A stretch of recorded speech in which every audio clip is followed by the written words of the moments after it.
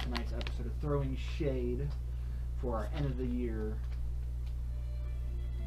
recap of what has transpired so far. Yeah,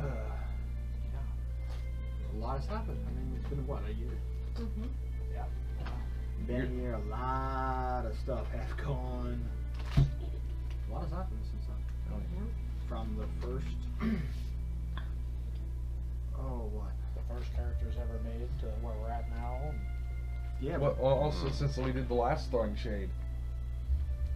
Yeah. That was right. Me and Sevenak were the only two left from the original crew. Yeah, now Screwbear's the only one left. Yeah, right. Yeah. I mean, Yep. Jesus. Yeah. Though Mr. Dungeon Master has done his best to. No, I have not. Why does everybody think He that? wants the TPK. No, I do not want to be that. That is bad.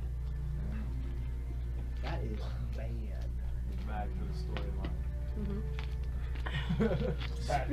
Speaking of storylines, since that brought it up, just want to just roll right into it. What do you guys think about it? Definitely the story's taken a twist, I think, since we did the last Throwing Shade. Damn! Yeah, it's got some That's distance. my He was being nice. I'm a little, He was being thinner. nice with it earlier. Good thing I'm a little thinner up top now. What did you do to make it go? Yeah. That was me being nice. It's like an arc shot. That Yeah. was really Took a shot. spot. Like, that was like a baby. Shot. Wow. Yeah, no, it's got some Put power that on down it. before you hurt somebody. That Blue arrow grazed. in it, so now That grazed me. I was being nice. That was earlier. crazy. Sorry, Skip. He didn't think it was going to be that bad because of Timber. No, Timber shot it like I a think to fucking answer the dainty little question that you were 4-year-old. asking, though, I was trying to be nice. this one makes you think more.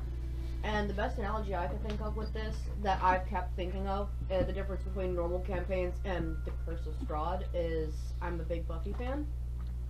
And just watching that compared to its other half, like Angel, you have, things are bad. Everything is going good and bad. That's normal campaigns. Curse of Strahd's like, everybody's dying. Why is everybody dying? Consequences don't matter. You're just gonna die. Yeah. Keep It's like- thinking things through real quick or you're going to die. It's like, hey, any shred of fucking happiness that you have, you don't now. Gee. Hey, you had a good time at a party? Fucking Strahd.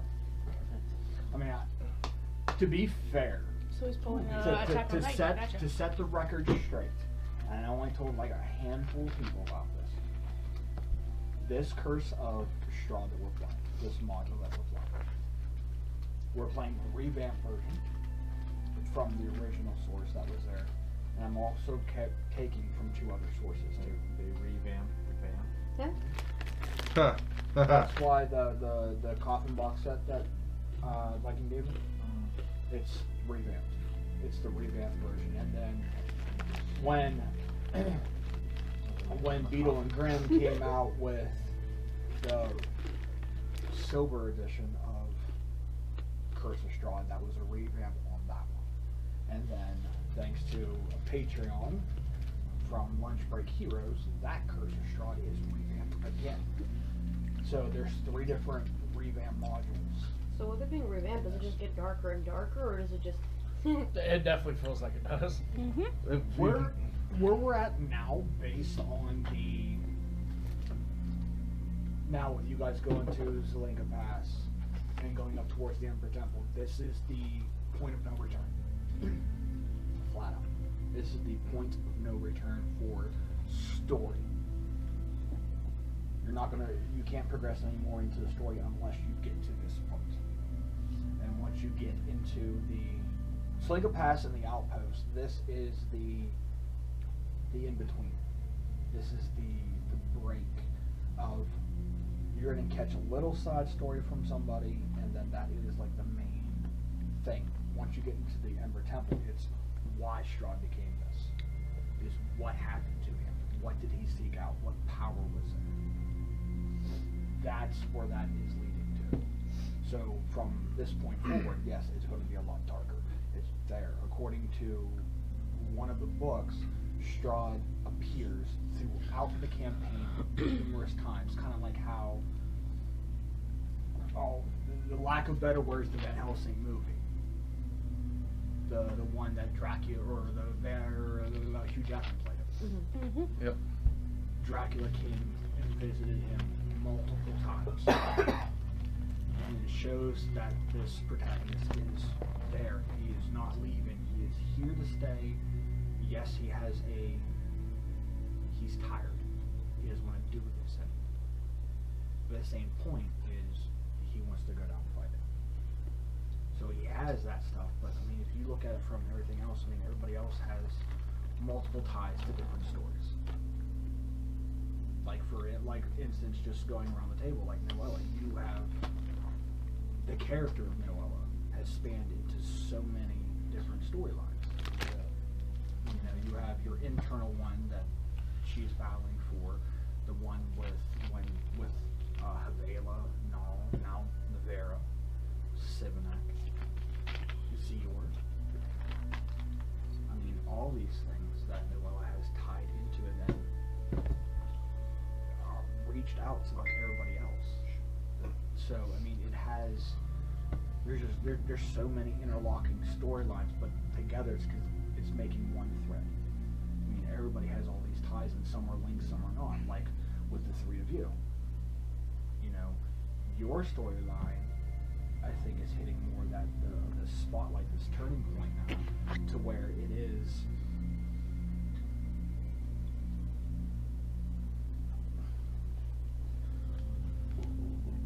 Man, I really am getting into my Italian side talking.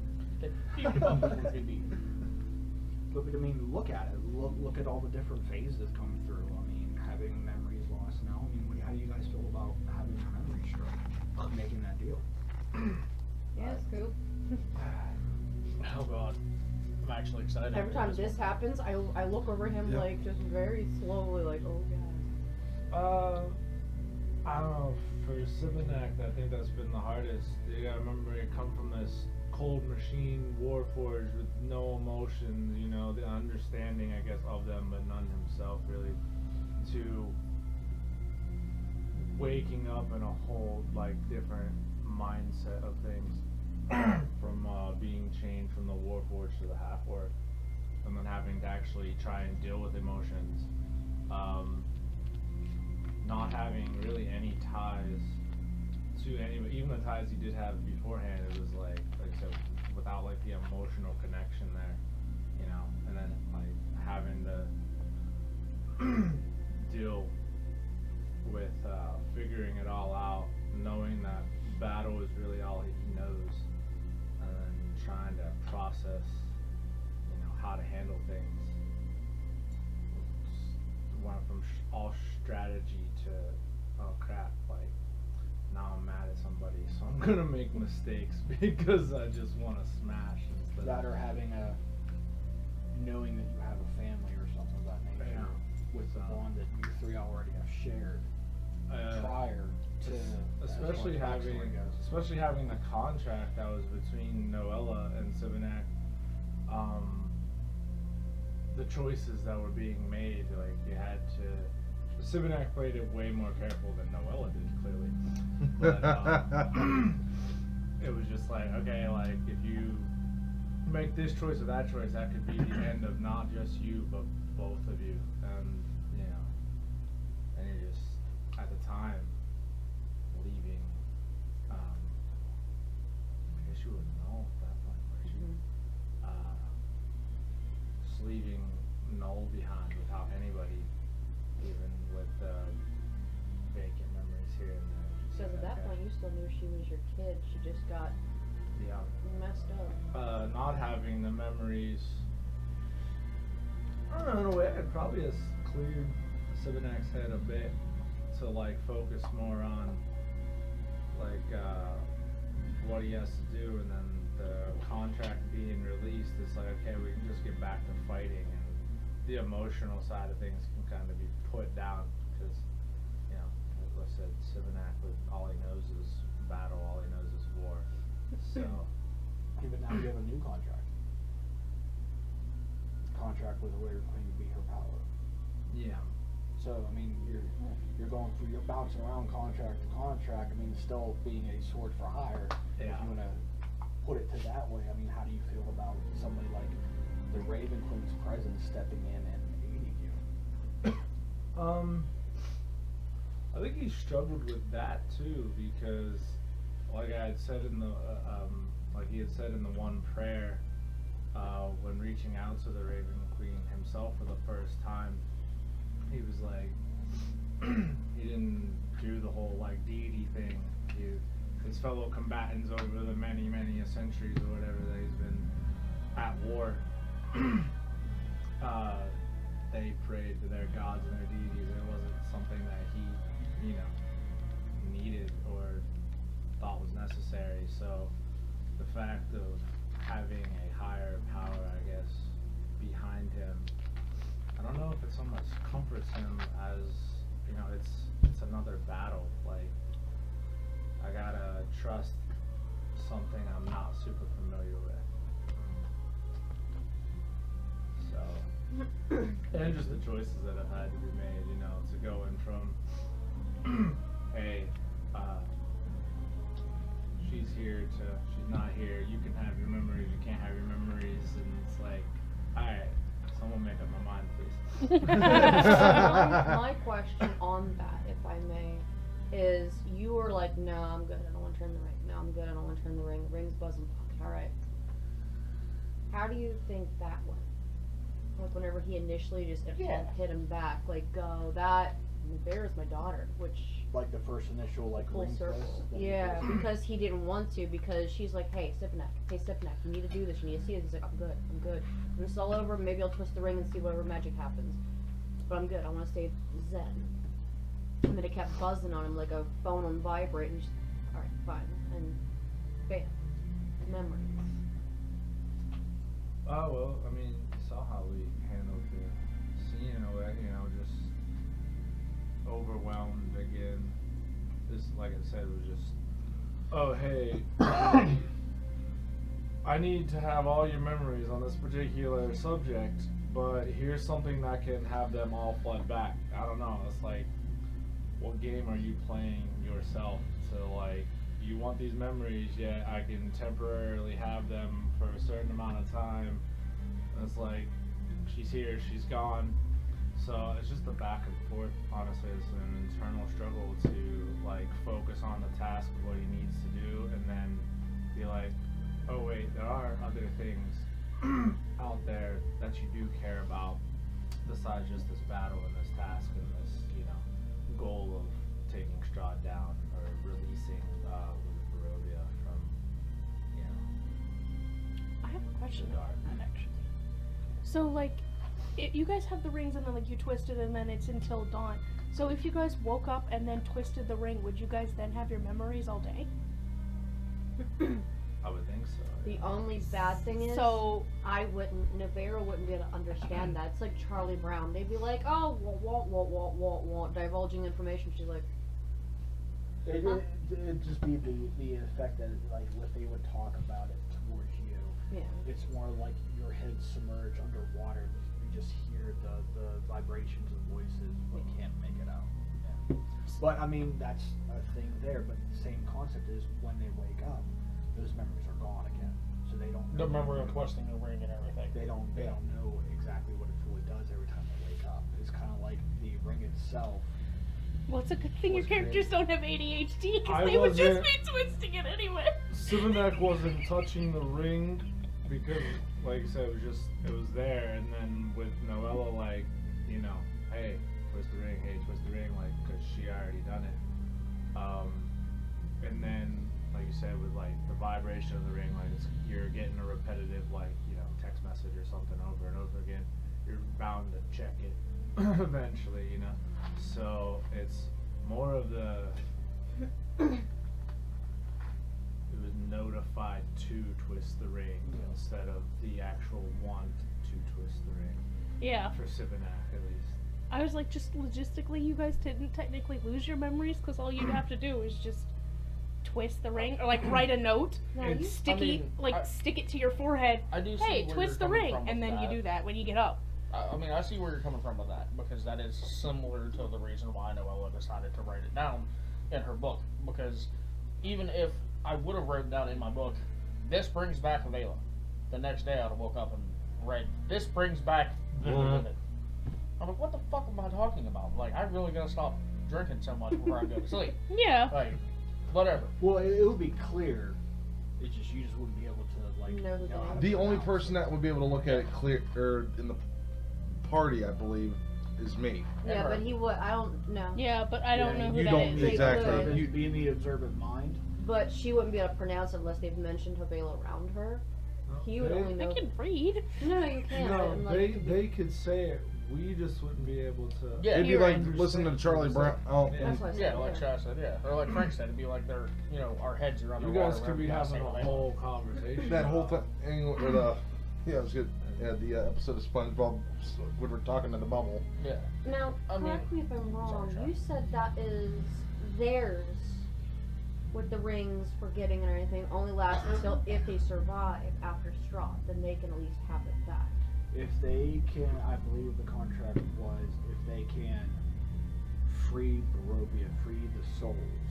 It's not just defeating Strahd at this point. It's freeing the souls. If the souls are, which are like Strahd, and it's like another Asarak type ordeal with a device like a soulmonger that's trapping these souls, then mission accomplished, and he can get them back. I mean, there are several other ways of getting it done too, as well. I mean, you do have a very powerful mace there who knows that, or anybody who, when you guys level up enough, there is a spell called Modified Memory. Yeah.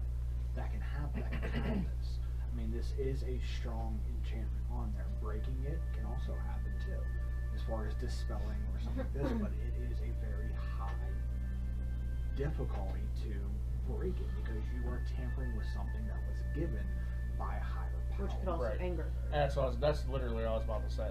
The reason why I think Noella wouldn't do something like that is for the simple fact of she knows that it would technically what you consider break faith. And Noella really doesn't have many things to believe in anymore. And to have something that, has literally went out of her way to help and then given her like a little bit of what's that called? A little bit of faith back, I guess you could say, in something. Because I mean, fuck, I was thrown out of my faith. I was thrown the fuck out because of the bad shit that I ended up doing. So to have it back, to have some form of faith back again, she doesn't want to do anything to piss off Ravenwood. But sometimes she doesn't think.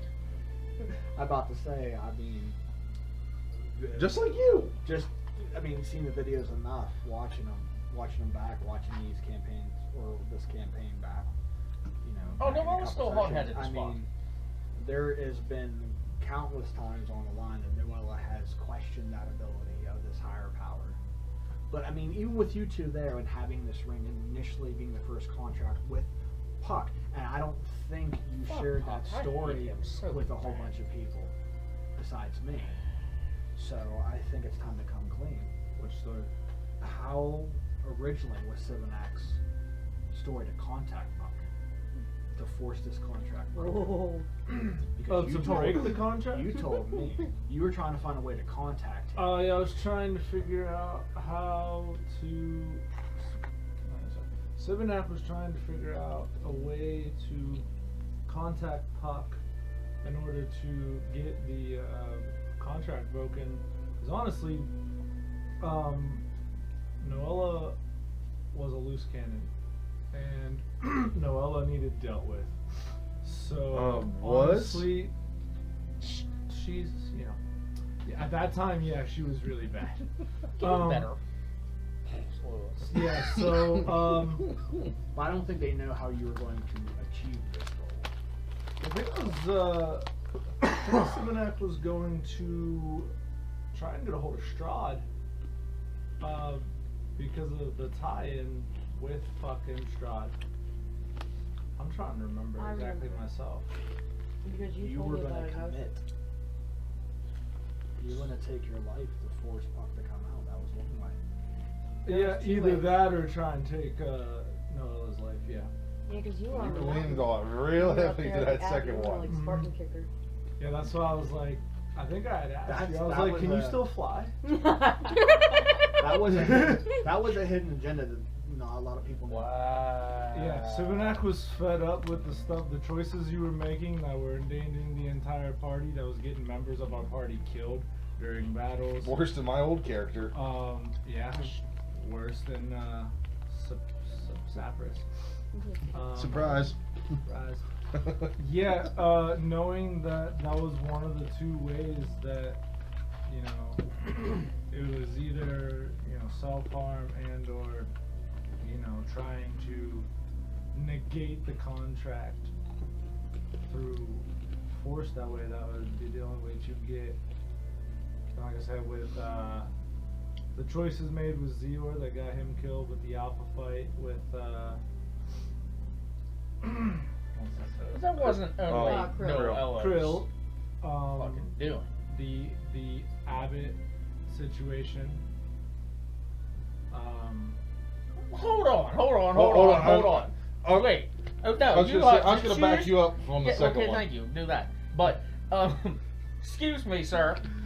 The Krill fight was not just Noella's fucking fault at all. I don't remember hearing anybody else pipe up about saying, hey, Zior needs to be the one to make this fight. Well, I'm sorry that Sivanak decided to sleep for that time.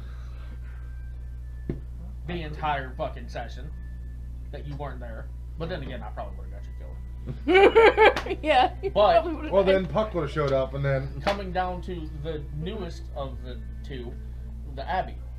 That was not Noella's fault at all. I actually have to agree with Porkchop on that one. No, not the start of it, just how it was handled. We were in the midst of a battle and you decided that you would rather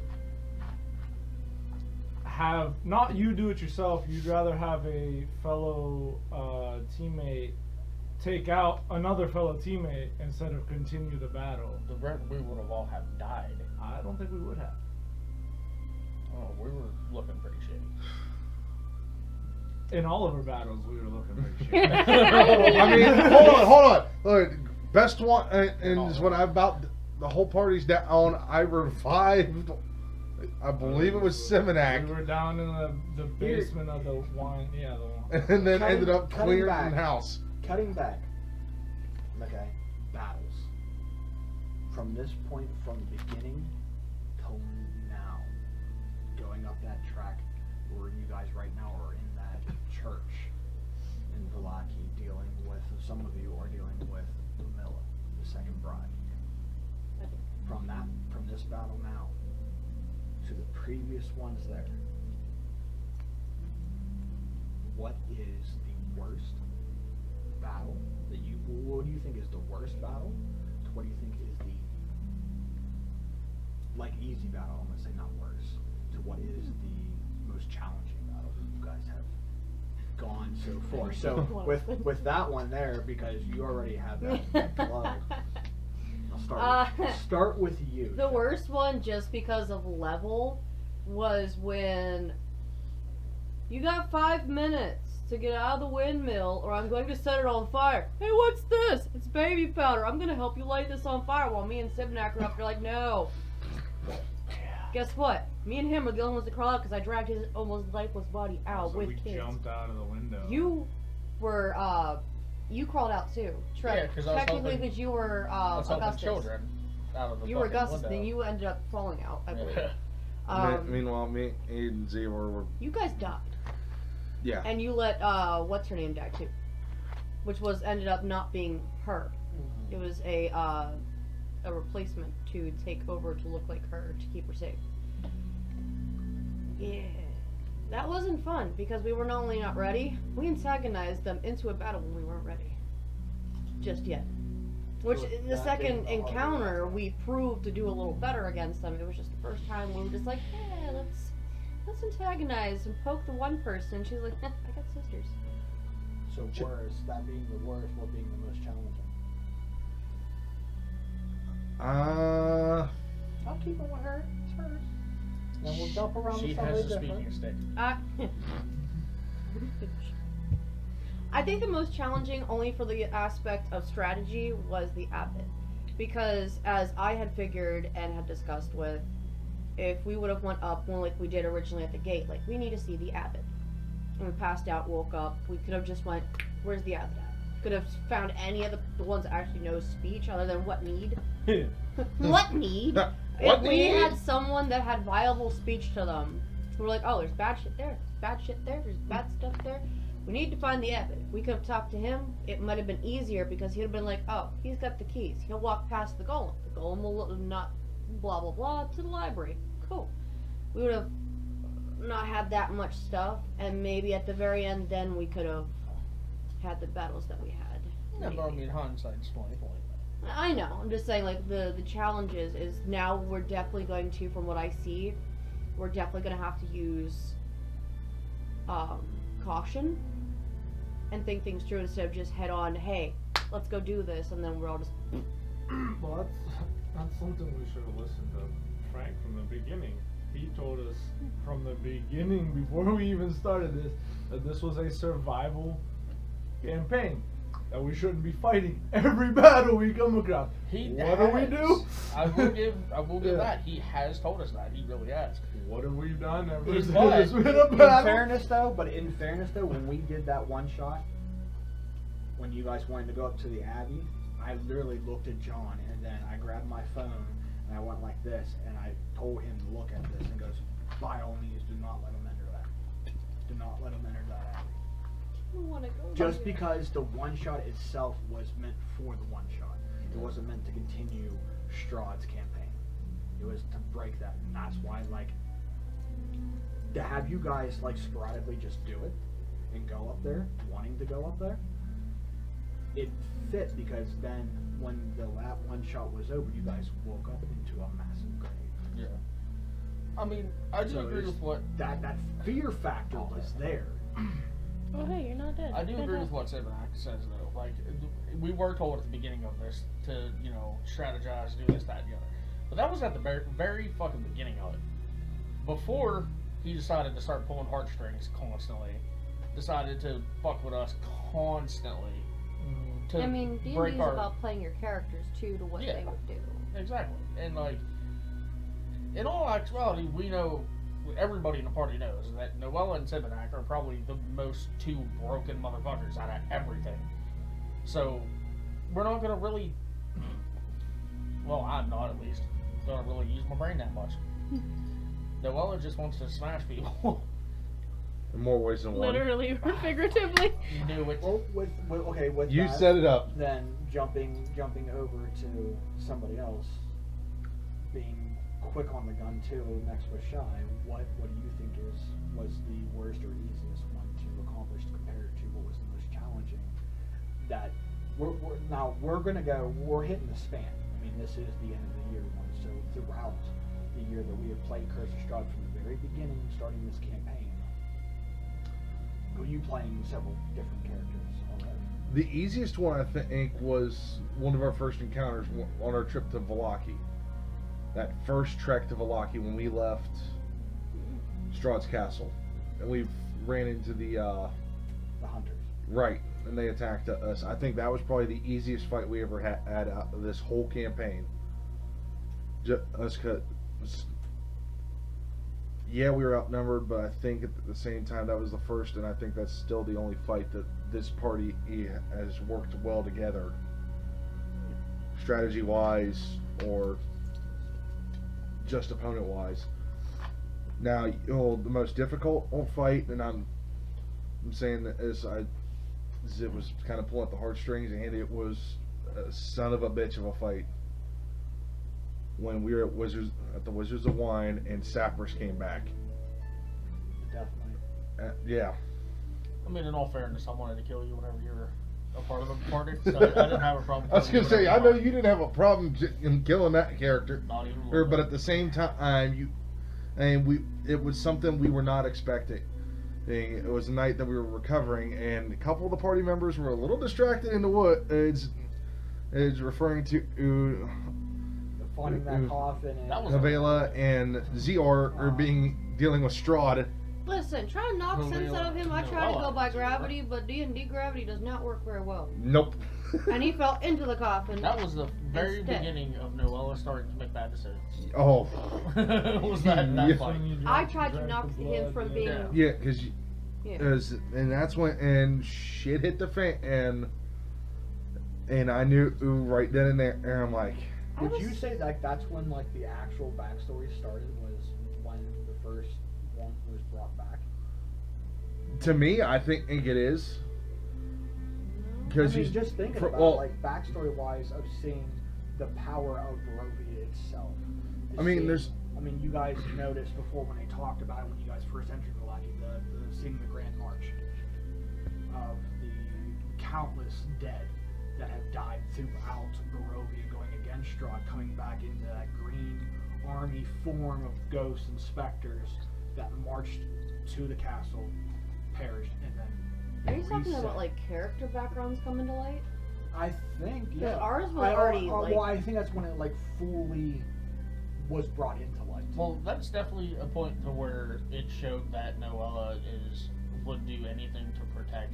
At you. that point, yes. Before that, though, me and him were always like, she was always Oh like, yeah. if Well, he's down, she's yeah, like, you protect. two guys already have that bond there. He's just talking about the backstory of Barovia itself. Oh, Barovia, Yeah, the then- backstory of you as characters finally coming into light, shedding more light on it that was already established Okay. that you guys already had. Because like even if you take this all the way back, it was Havela and Sivnak that already established this bond and knew they were together way before Noella said, "Hey, I remember now. I was a part of this trip." Yeah. Compared to like now seeing that Cypress was coming back and was back when you like utterly knocked the helmet off and was going to kill and did the killing blow, that this is what happened, that these characters are not dead in a sense. There is no afterlife for them because everybody's trapped here. Everybody's in a limbo. That was the thing. And now even with that, I mean, you're looking at it, are you in limbo? Is Barovia itself limbo? Did we die passing through on the carriage? Kind of thing. Yeah, that would be some shit that I would definitely imagine Frank doing at the end of that. We also, speaking of that makes more Yeah. sense because now every so often somebody in the party minus, I believe you have at least questioned once, where's Augustus and when is he going to show up? Because now knowing that, someone has eventually asked the question, when and where. I think I'll it's the sneak last this time out. we I'm did gonna this. sneak this in real quick. That's not my end game. Just striking that now. Fucking That's hope not not. my end game. My end game. Because if you pull a Family And Guy on us, I'm I'm no. pissed. But no, the end game that I have set in my mind, because like all good stories, the ending comes first, and then you go backwards and you build up to that point.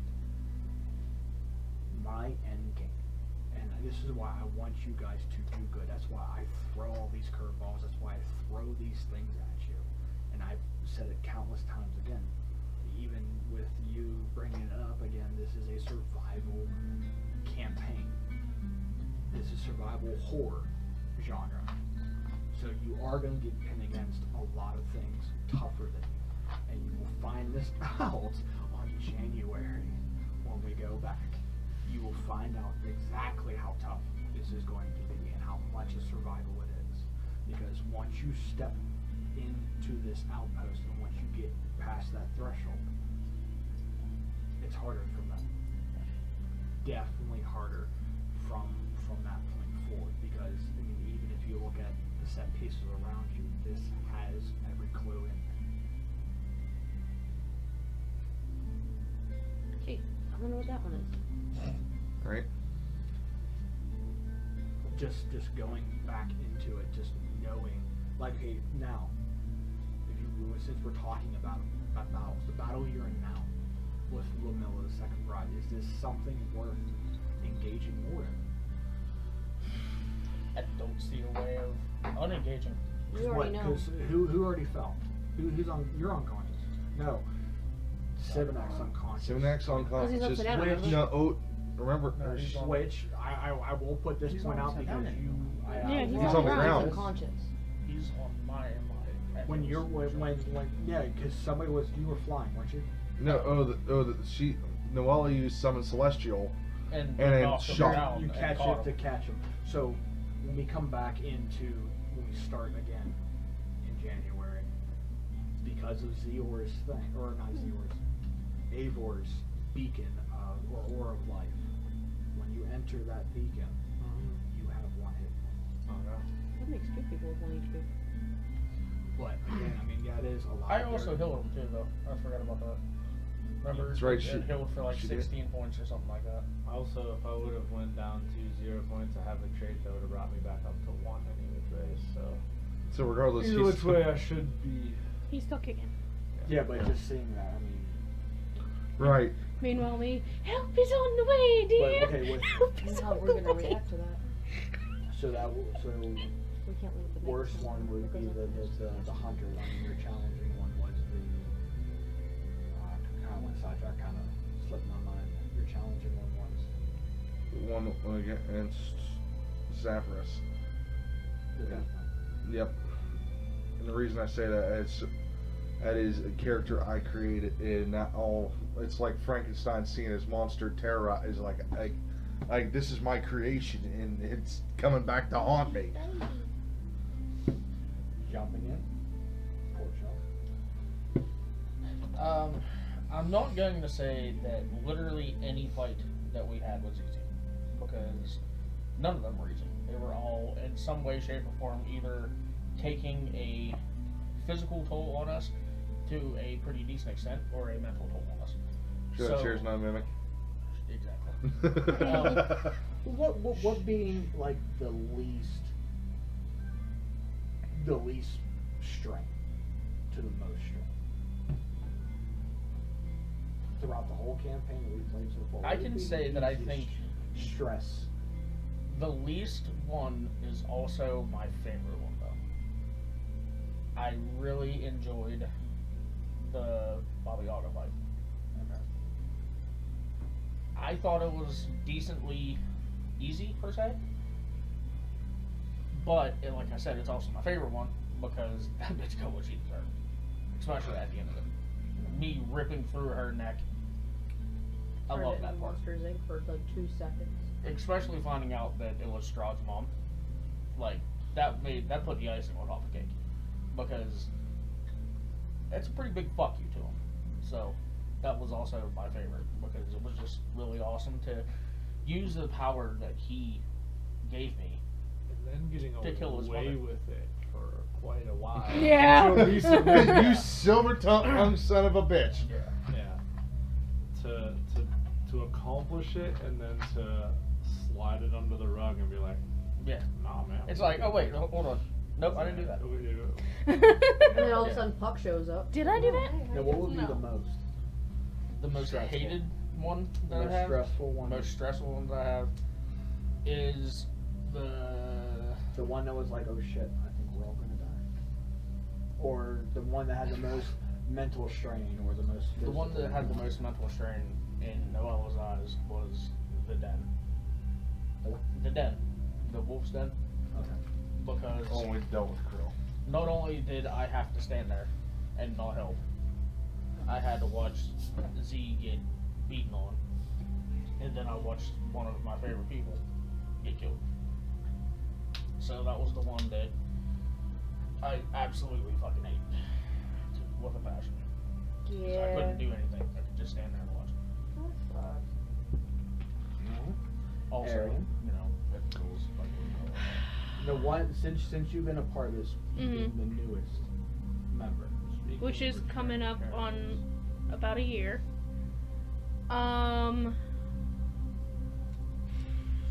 I'd say the worst one for me was probably the one where why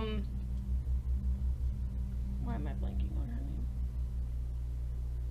Hey, who'd you slice and dice? It's not delivery, it's Carmine. It's Carmen. Okay, yeah. So probably shut up. Room service. Carmine's kitchen. That was your hardest battle, was trying to figure out how to season her properly. Listen, I still like the fact not to cut in on your thing with them. I didn't intentionally do that, I swear. I love you. Oh my The god. words are just coming out, I'm sorry. No, it was just cutting this up and just randomly like, oh, I wonder what a liver's good for. And freaking Yerrick's asleep like, That's good for fishing. I'm like, alright, fishing. Well, I don't know if we'll ever do that, but liver, fishing. Gotcha, thanks. Okay, so anyway, that one was probably the worst because it was right after we lost Zior. It was right, and it was kind of that literal panic desperation, like what I was talking about my character was feeling. Is she was like, crap, I'm probably gonna die. I don't know what, because my character was at 5th level exhaustion, literally one more and I was gone, regardless. I couldn't move, I couldn't really do anything, so I was like, crap, this might be it for this character. And then panic set in for her, and I was like, yeah, she's not gonna be able to make like any rational decisions right now. And then Strahd's just gonna put his ugly face up in her face. Yeah, that She's nervous gonna, babble. yeah, she's like, I'm gonna start talking, and this is not gonna go well for me. And I was like, yep. At the end of that, I was like, yep, nope, she's dead. She's definitely dead. So at that point, I think that was kind of the worst battle that I took a part of, just because kind of by the end of it, I was like, this character's probably gonna die. And I don't really know anything right now that's gonna actually help, because I had double rolls on anything that I needed to do. I had no movement. I was like, unless somebody can come help me, I'm screwed.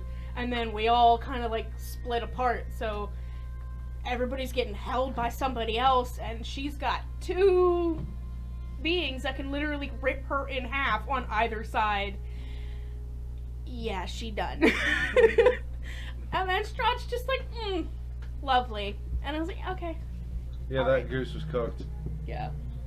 So, So was her liver. It was my ribs, how dare you? Listen, no, the ribs were fed to the, what's his name? Yeah, you cooked my ribs and gave it to the freaking... Anyway, easiest one... Personally, for my characters, I would say would probably the first, like, real battle we had with Amari as part of the team, where I literally shoved my sword up through somebody's face. It goes... That was probably, I want to say, the easiest one for me, just in terms of working with my character and actually doing stuff. The ceiling cracked. Anyway, Two ankle biters up top. and then there was us not having to fight the bride at that point because we got silver-tongued out of it. So I was like, okay, in terms of battle, that one was the easiest one for me to get through character-wise, because most of the time it was like, oh, my character pops up, cool, we're literally going into battle right now. And then I have to work out the logistics of, okay, this is what I can do, this is what I can't. Trying to thematically, like, ease of character, I would say Amari has been the easiest character for me to play, because I can just be like, okay, so she can do this, I'm gonna try this. Well, you Is this haven't not had a gonna chance work? to play the other ones. Yeah. I'm gonna say- For the most part, it's just been, okay, battle. Okay, I mean, battle. No, it's Okay, okay. battle. Okay. Yeah. Okay. I mean, your your character. Dragonborn you kind of did back when Icewind Dale, but that got cut Well, short. we only did like one real battle before we all got swapped. So we only did like 1 or 2, and I didn't really do much with those characters. And then my character that I had actually like took time on was like, oh, okay, this one's kind of cool, got nuked. So I was like, okay. So yeah, in terms of ease, I would say probably the first one, when I, like the first official battle that we have, once I came in with my new character, that one was the easiest one for me so far. I think honestly, Excuse you. the easiest encounter I think would have to go back to like the very beginning when we came to the monster house, Death House. the death house, whatever. Don't you do it? At that point in time,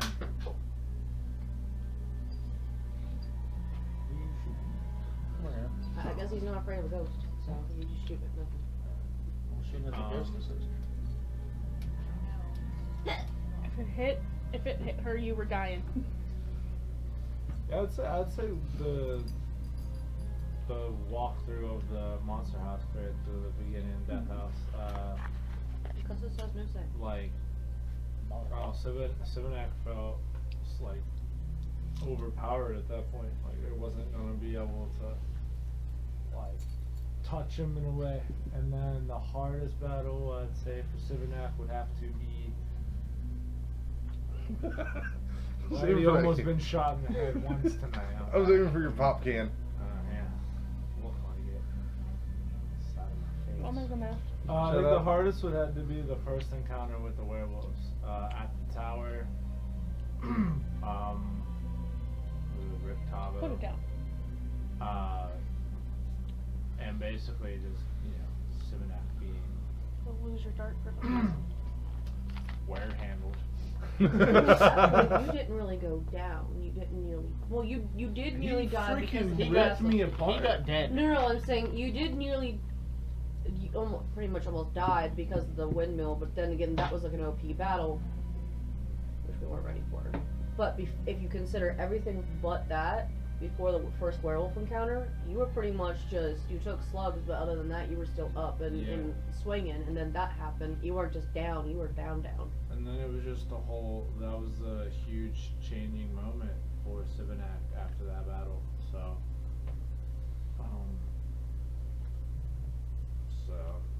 I mean, after that, he really wanted to take Krill out, and then having Krill beheaded at the second encounter with the werewolves and wolves and Strahd's interference that brought him back, that was just like, damn, I had this motherfucker almost twice now. Don't worry, when you wake up, you'll see him like that already on the ground somewhere.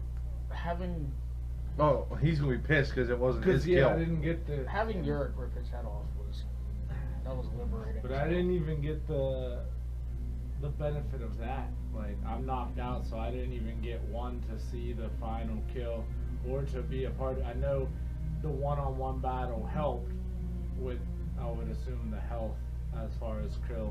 He wouldn't have had time to recover any. So, but But he was still a son of a bitch to fight. I was trying to figure out how much more HP he had because I did 134 damage. I believe. Holy shit! Just on my one-on-one, he had 230. 250. So I did over half damage to him in just my fight, and I still wasn't. If it anywhere wasn't, close. if it wasn't for the moonbeam to help him out a little bit more, he would have been on more defensive than he would have been on attacking. Because if I didn't, I mean, it all came down to the rolls too. Because the blood frenzy was a recharge. It only lasts for a turn, so if I get that recharge back, and by rolling a natural 6, was the only way to get it back. Yeah. So, I mean, it wasn't like a 5 through 6 on most of these monsters. To have it like that, to get it back a second time, to deal that damage, that's when. I mean, if I want to go as far as the most challenging one, I believe was with the one shot we did at Vintage Valley. The one with the tower and the dragon and all that. The dragon one there, because really the first time me as a DM controlling a dragon and knowing how to get into the mindset of a dragon, to know that these guys are big against a lot of people, the advantage is in the air.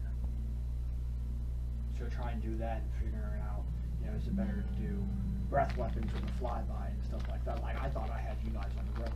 If it wasn't for certain divine intervention. And that's what upset Brock too. That was, I think to me, that was the challenging one, is trying to figure out that. And not, I mean, me as a DM, or as a DM period, you know everybody's characters, you know what they're capable of, in a sense, but to have something like that that's very rare get pulled off, because divine intervention itself is hard to pull off. How much time would you have had to study those particular characters though? Because those were all I did. fresh characters. I know. So you I not had like less having than any 24 hours to fully study you guys. And we weren't completely on the up and up knowing our characters super well either. Because it Right. was just random stuff. Well, it was, that's what I said, it's knowing for me, just playing Dungeons and Dragons a very long time in various different editions, No. I know pretty much what class is capable of doing what. Until like I watched one episode of Critical Role where Caduceus did Divine Intervention one point in time, and I only seen that being done one other time when Rachel pulled it off in the Tomb of Horrors. for you Look, to guys, know which buttons to hit. to know what levers to pull. That was the only other way to see that, and to see Carmine at that point in time pull that off to literally help smite a dragon. That I was like, I took time in finding the right one and then tweaking it to put into a Feywild or to a dreamlike scenario of how it was going to be. I forgot who did that. I thought it was either you or Viking who did the better invention. One of you guys did. Carmine pulled it off. But and again, the divine intervention spell it is you roll a percentile and it has to hit your level or lower in order for it to work. The fact that it hit, it was. Probably going to be for a while. The fact that you guys were probably going to level 10 or level 12. Level 10. Do you not know the forces? I mean, that's 1 out of 10 chance, literally. It's 1/10 of the chance actually it working. The easiest one for me to pull off, I think, was I would have to go to the one-on-one fight with Krell against Zealer. I didn't have to worry about anybody else. I didn't have to worry about, what the parties were doing. I mean, I was waiting for it. I was waiting for people to intervene to fight this, and then, an all-out brawl with the den go. Then again, if you play that what-if card, what would have happened if you guys brought it all out and you killed certain people in that thing? That you killed the old werewolf who was trying to redo the old ways and wanted Krill to begin with. I mean, what if he died in that crossfire? Or what if the priestess holding, that was a shrine taking care of you guys secretly and asking for your help if she died? I mean, what was going to happen then? Because that could have sparked a whole bunch of other stuff. It's that what if, that consequence that's there. To me, that was the 30 on the 8 would have been a least bad time too. that's. But who would have not fought and who would have backed off? Like he said, there could have been other ones too. If the priestess died, when she gave you that quest that you guys were to go up to the outpost and find that spirit wandering around or find the body of him and that one, and then you have the ring from the other guy, what would have happened if you were to reach that point knowing that their significant other's already dead because of something you guys antagonized? Things could have got worse. Would that quest benefited anybody? I mean, there's a whole bunch of stuff like that. I mean, to me, I think not only like that being there, being like the easier one because it was less to think about, the spider one at the top of the tower. Just watching Swiney's reaction, in the like lighthouse, just the spiders coming down, because it wasn't meant to be a challenging fight at all. It was a random encounter that happened, but to do that and then what sparked off with the sword and the lighthouse, that's lighting that beacon. That's what made your mark on Barovia. That's what brought Strahd's like, I'm gonna pay more attention to this guy's stuff. My favorite part Can you of go back to the not paying spider attention, scene please? was when Tyler was trying to save us all, and he really He wanted was to save getting my Echo, and I was like, he's an Echo, just let him die, he'll come back. Like I was getting ready to bring that up as. It's an echo. It's just gonna come right back. Hack, let the motherfucker go already. listen, I'm glad he grabbed the Echo though, because it wasn't you. You'd have been like, cool, what's gonna happen? You're on the other side of the freaking wall now about the fall. You're like, hey, great, look. Yeah, let's take an Echo that is literally. That was the one that got kicked out. Yeah, he got, because it And would all randomly Zeor saw was disperse. just a figure just drop from the tower, or hit the Yeah, dirt. but and if poof. if he wouldn't have grabbed the Echo, There then wouldn't have it been a wouldn't have 50-50 been shot. a shot. It Yeah. wouldn't have been my Echo falling outside the tower for Zior to see, that wouldn't have happened because. Come back. You didn't have to save the echo. Technically, you wouldn't have been dropped either because it's not involuntary. You can say, I don't want this, and it can't. I don't think I was dropped. I was standing in the stairwell. Yeah, you were. You were I already was there. safe. You're like fuck it. Similac was safe. My echo was the one who was in. Yeah, because remember Noella ended up saying whenever he said, you know, I'm going to take Noella, Yeah. blah blah blah, and Echo. Yeah. I was like, you're not. You don't need to take it. I don't want to be taken Yeah. because I was Oh yeah, you technically stayed no inside. Yeah. Because as we figured with Yeah, because the you creature, it takes it's a certain amount because however it transports you. If it were to transport you with it, you could be transported halfway through a wall and your character's just dead. So it's a gamble with that kind of thing. yeah, because you trust fall out the window. I was gonna save Zior as much as I possibly could because at that point in time, Zior, I was like He's his fucked fucking off. keeper basically. Here's one that I think, or a question I would say here is for your characters that are current. Okay, your current ones. What is, at what point did your characters realize that this is the defining moment of what's to happen? That's Or like, That's a loaded fucking question. or like what was the one moment in time to your character now that truly defines them, who they are? You're gonna have to come back to me with that one. Question. That's a loaded I question. was gonna say that is a loaded Ooh. question. That is. And- See, loaded.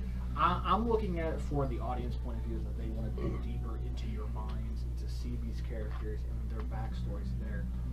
At what point in this campaign does your current characters experience that defined who you are, or that started to define who you are? I got one. Don't nobody ask me because we ain't got that far yet.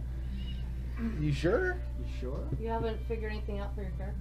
No, I have to talk to Viking about Wait, stuff is yet. that See, return I'm No. worrying about your backstory. I'm No, not worried no, about no, no, yours. no. We're Yeah. talking about Defining everything Yeah. that's moment, like, happened. oh, Okay, crap. like- Yeah, like, well, for the instance, defining here's- moment for me would be before I got kicked out.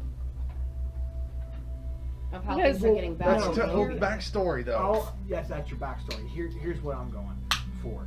The defining moment, I think, Don't pull the trigger. for my, as far as NPC goes, the NPCs that has been played throughout the Curse of Strahd, the defining moment to see or to have that you guys felt this character coming alive and sparking that thing is when you guys asked the Magus for help in learning. That sparked it, and then you saw the gears in his head turn. You see him use spells to multiply himself to teach you guys simultaneously at the same time.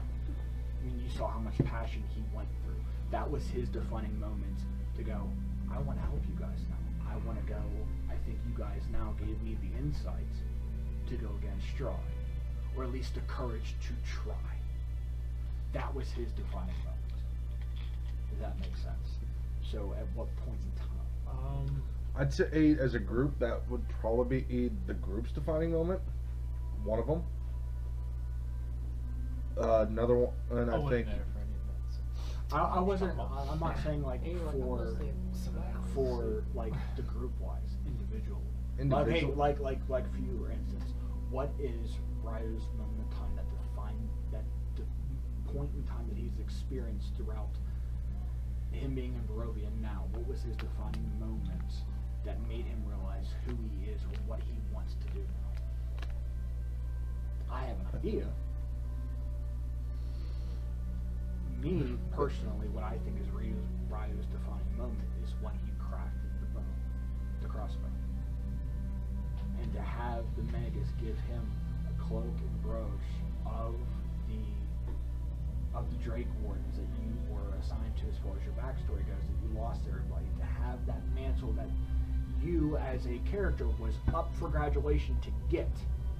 I think that defined who he was, and now he's going to take more pride in being that. I will agree that was one of them.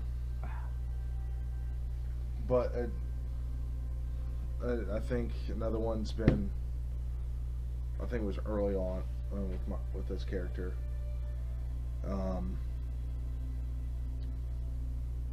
The fight with the wolves and was starting to build that bond between Simonak and Zior, or as brothers of war. And the fact that they could trust him with certain things to take a certain shot, like, hit me, I don't give a damn. I trust you enough that one small hit to me is going to be going to stand the better chances of hurting them. And it was that fight at the tower, or the one that I ended up getting blown the fuck up on the aftershock of the alchemy fire. But I think at that point in time during the story, that was one of the defining moments. Is that the two of the heavy hitters of the party could trust that character after them being real old sus of him when they first met him back in Valaki, instead of the other bitch that was with us at that time.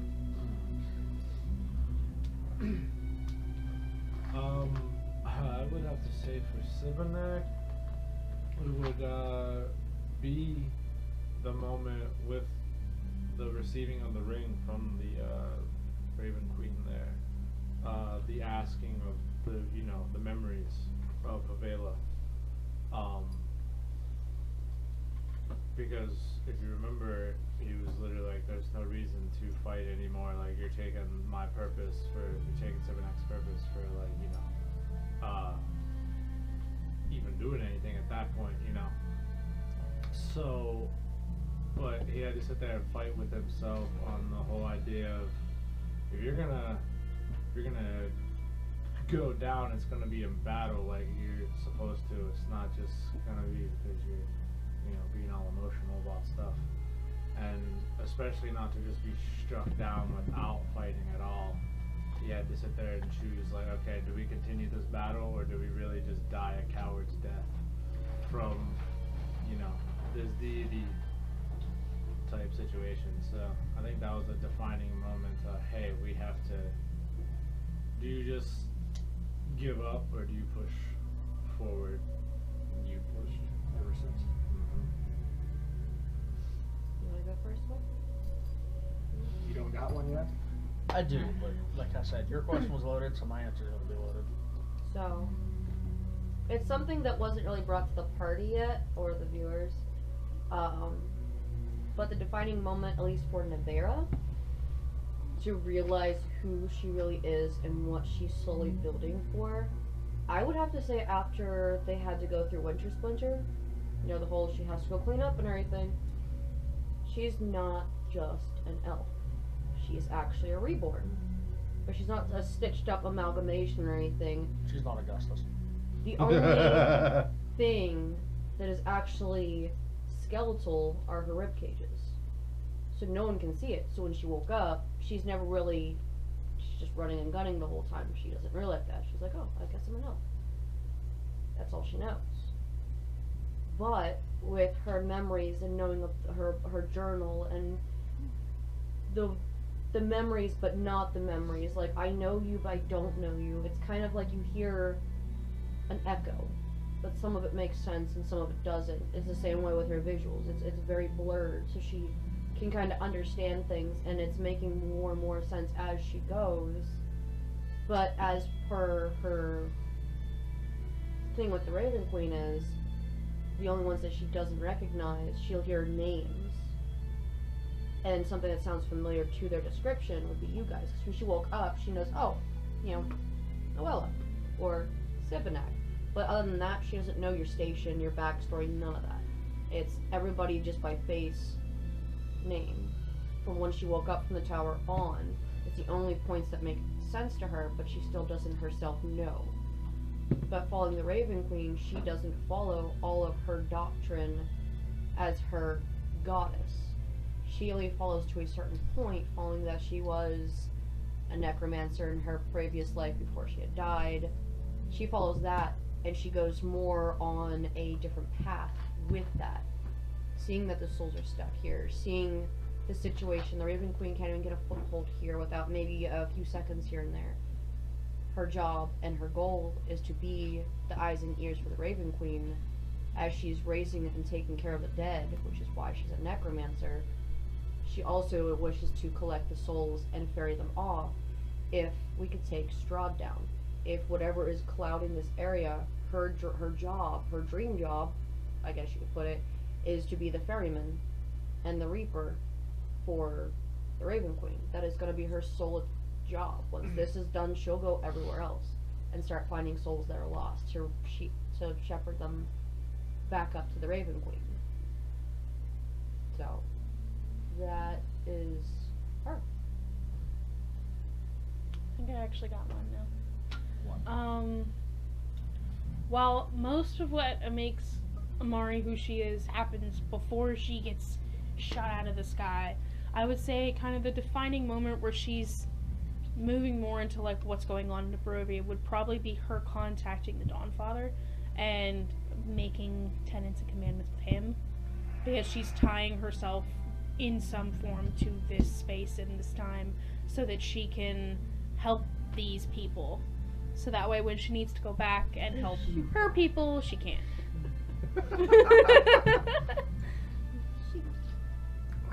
I would say that would be the defining one for her. She hasn't had too many at this point, so. Just stay alive. Mm-hmm. Stay alive. Staying alive. We'll find that there is another connection out there other than your previous place living that high up next to the realm of the gods, being the Celestials. To have that there's somebody else still looking out there, that you're not alone. Well, no, Sorry, mine was quick. Oh no, you're good. Oh God. I don't want to say my question was loaded. There's a lot of defining moments that Noella had. The one point that made Noella realize this is what I want to do, this is what I want to be. Well, to go with my other two followers of the Raven Queen, honestly.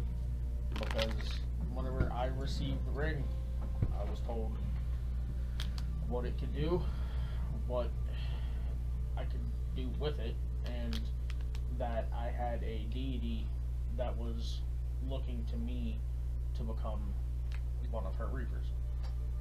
That was a defining moment in Noella's eyes for the simple point of I lost everything. Literally everything. I lost my kid, I lost my faith, and then I turned around and lost my other kid. So Noella's kind of looking at it along the lines of before she was all about life. Life was the most important thing, life this, life that, blah, blah, blah, blah. Death isn't something that she really thought about that often. It was kind of an ignorance is bliss type thing, to where Noella didn't look at death like, she looked at death like it was unnatural, basically. But now that she's had everything stripped from her over and over and over and over again, and watched countless people that she cares about die, she's starting to realize more and more that death is an inevitable thing. Death is something that's going to happen to everybody. She's starting to realize that if it is your fate, it is your fate. Simple as that. Before, Noella would have absolutely never thought about wanting to become a Reaper, because death was something that she hated. Now, it's not. Noella knows that death is a thing that is going to happen to every one of us. If she could become a Reaper, well, when she becomes a Reaper, because there's no if in her eyes, I will, as Shai said, I will help ferry the dead through. I will go and get the people that need to be gotten, and if there's anybody that my my queen tells me, hey, it's their time, then simple as that, it's their time. And I will take it. I will take their life if I need to. So yeah, that's what it is. That's her story. She's sticking to it. Exactly. Being with that Fuck you listening to? defining moment, Any other questions? jumping to a different spectrum of this. What NPC did you feel you felt more pulled towards? Noblinski. There's no fun. There's no Blinsky. More pulled towards, as in maybe a connection with. My character would probably be Magus. Magus or Danica. Why? Danica, How so? I should say. well, with the Magus, obviously she, like I said, she only kind of knows here and there about Danica, like slight echoes of memory. But understanding what they do, why they do it, the secrecy, trying to keep, protect their kind, is respected. But for the Magus, it's understanding. You get beaten down hard enough, anybody can lose it. Especially with him being so high and proper, and then tries to fight this big bad, gets knocked down so low. But he has all this power, knowledge, wisdom to him. To her, she respects that. She wants to learn from that. Like I said, she wants to be Peter Parker, and that's Tony Stark, and she's like, teach me everything, please. So with that, it's more of an understanding. So with one is respect and one is understanding. Those are my two kind of favorite. I mean, Danica and Erwin are both. They're kind of like they have their funny moments, especially Erwin with drinking. But me personally, as a person, I'd still think it would be those two, like just because of that. Yeah. The one NPC that you feel you felt more pulled towards, as far as your character, being your character, shared similarities, just like Shai was saying with Navera, wanting to learn, knowing the secrecy of what she knows, to Danica having the path of learning, of respect, to know when you're beat. The old lady. Shut the fuck up. Who turned out to be Tatiana Yeah. / Esmeralda. I would say it'd probably be You son of a bitch. Well, it's not so much like. That's my least favorite. I'm not really asking like for favorites. Is what NPC would What relates would to your you character the relate most? more to your character? Alright, I got one. I'll say the Magus. That first encounter you had when we were exploring the town on that. When you guys were going to the church. No, when the party was split up. We saw him even before, like, when Because he when went off to find him, before we even did the circus or anything. I was at the tent looking at stuff, and by myself, and lightning shot in the town. He popped up. Saw. Oh, now remember I didn't have the Drake out. Looks like a tattoo on my arm.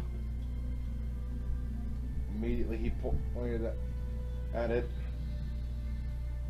and I didn't even have to command the Drake. It just. Well. We had that brief conversation, and this is the first time my characters found someone that knew as much about dragons and everything of it since Fizbin. I'm like, okay, I need to pick this guy's brain. And then I mean, Navera might be able to assist you with that one day. I see what you did there. well played. But now that we got to the manor or where he stays at, the fact that he helped me craft the Dragonwing crossbow the books that I could read on everything that, or how I could become a better drink warden and all that other stuff. This is more. This is the closest thing to home. Excuse me, to home. Close thing on earth. Shut up. Alright. To home since I've entered Barovia. Like the battalion and everything that I was getting ready to graduate with is gone. This is the first time he's felt at home in a very, very long time. Who's speaking? My wife. I'm going last. Okay. Again. I don't know that I really have one. Just I by haven't- knowing these characters, who do you think would? Well, What? see, the thing is I don't have a whole ton of interaction with all of the NPCs. A lot of it has been internal party related, other than like Well, I mean, it could That's be. I just mean, what I who, mean by what wanting to know. character throughout the thing then? What character throughout the game so far that Amari has made contact with that you feel more pulled towards than the others? No other. Why? Well- Somebody actually fucking likes me. Well- That's a surprise. Oh, see, the thing Shoot is me down like dead. next week, so it don't matter. well, she understands why she makes the choices that she does. She just thinks that she's doing it the wrong way. She knows that she's trying to do things in a way that's going to protect everybody. She's trying to protect her family. She's working towards keeping everyone safe and doing what's best. Sorry, viewers. Are you That's okay? a small earthquake.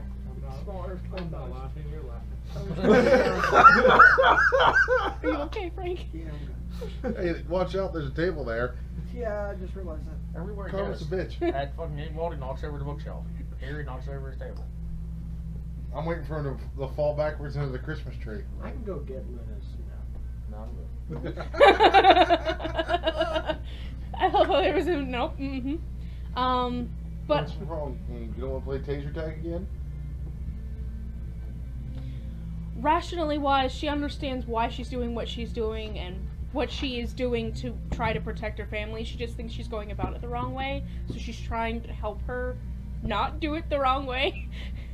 But there's only so much that she's gonna be able to do, so she's just trying to roll the punches and try to make sure that nobody else dies. She wants to help as much as she can, but there's still a lot of stuff, like, she was literally thrown into this situation, so there's a lot that she doesn't understand at this point. She's just trying to make the best of what she can, and rationally wise, Noelle is the one that makes sense for her, especially where I had planned to take that character backstory wise. She makes a lot of sense. She's just doing it wrong. and then there was also Yeah, you're full of shit. What'd you roll? That was a 2. Oh, yeah. And then there's also the being convinced to do things. she's like that's also the wrong way, but okay. Look out for the mountain. Speaking of which, wait, I gotta figure out what all we got so we can add it to inventory. Oh yeah. There's a lot of shit. Yeah, I Yeah. know. We literally came back loaded more than one way. I think that heat ring is really not even going to help out a lot. It's only one person. You can't share it unless you're like, okay, I'm warming up here. Yeah, pretty much. Well, yeah, but we just have to figure out who's got what and what's all going where so we can add it. Anywho. You guys have the Winter Gold gear. clothes. the tent. winter clothes. For Singular tent. Why don't I add a any of tent. that? It's So I'm not. just gonna I be mean, like, it can hey. fit all of you. It's just going to be. Really Everybody's gonna be thin. snuggling, so Noella's probably gonna lay on top of Civ and I'm like, hi, we're going to sleep. Listen, this is for educational purposes and to stay This is warm. for science, motherfucker. Come here.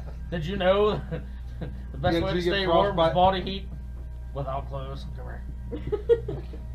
Then you're gonna have things thrown at you because no one wants to watch the National Geographic via Noella. We're just gonna have Eivor wild shape into a bear, and we're gonna be like, oh wait, great, snuggly.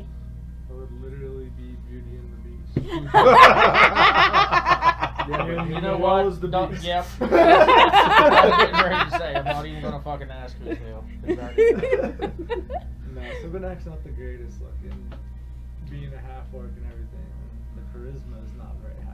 So What It does doesn't your matter dragon have? the fact what of how you element look is your in dragon? Thunder. certain people's Oh. eyes. Unless, Not saying unless I who, summon it out and then but I Beauty make is it in the cold. eye of the I beholder. don't know. You can make it fire. Make It doesn't warm. matter how. Yeah, but I what get you cold look like resistant then. in Cute little certain heat people's pack. eyes, like I say. It's the fact of everything Give that me a you cute little have heat done pack, and the man. compassion that you actually do show. Even though you Just try snuggle not your to show dragon it. the entire way up. You made her lady Pinky happy. I think for Sibonac, embrace yourselves. The closest relation would actually have to be Strahd. You're a fucking dickhead. You wanted to go last. That's what I was gonna say. Oh! I Well, think tea's about to be spilled. I'm gonna go to the bathroom real quick. We're throwing shades. I think being one, because at the start of both of their journeys, it was like, oh, here's a little bit of power you can have, and you can change like stuff around you. Sibonac going into the battles and the Great Wars to change one side here or there, depending on the tide for this, this side or that side. Strahd with gaining the power from the dark gods or whatever they're considered, to change his entire fate basically to become what he has, to getting tired of fighting and battling over and over again and wanting it to end but not being able to find a way, not wanting to just hand it over and it be done, wanting it to be actually taken from the, like, if Sibonac's going down, it's going to be in battle. If Strahd's going down, it's going to be by someone's hand that forced him to go down. So just the similarities of, we have this task and it's gotten really tiring, but this is all we know and that's all we're going to continue to do until someone can take it from us and make us do otherwise. So Sibonac's essentially ready. Yeah, I would have to say that. So you picking Strahd, Noella's. You're gonna relate to Strahd too as well. Yep. For a lot of the lines of what Sibonac said, but also for the point of he's really intriguing to her. Not only is he the big bad that needs to be taken out, he was a normal person at one point in time. He was a normal, average, everyday person. He wasn't always evil. So, in Noella's eyes, it's what has made him this way. What gave him the idea of this would be a good thing to do. Was he a good guy at one point in time, and then got really curious about things, and then ended up fucking up on accident, and getting kicked out of his own place? What was it that made him evil? So that's why Noella has a very big intrigue with him. Also, she fucking completely 110% despises the guy. So,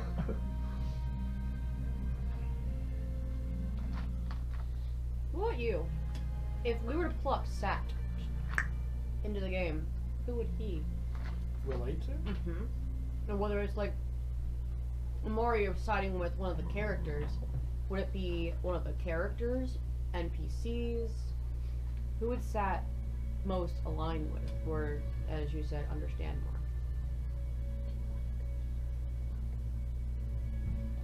I will have to say Isaac. Yeah, that was my second pick. To him. I mean, there's not a lot that he has that he knows, or It's just wafer paper. Yeah, it's literally on wafers on the bottom. Yeah, it's just wafer paper. Oh goodness. it's not the fact that he hasn't been out a lot more to see you guys other than like the one shot and stuff like that. If we were to put him into Barovia now, I think Isaac would, because at one point in time, Isaac, just like him, had to go and do something very bad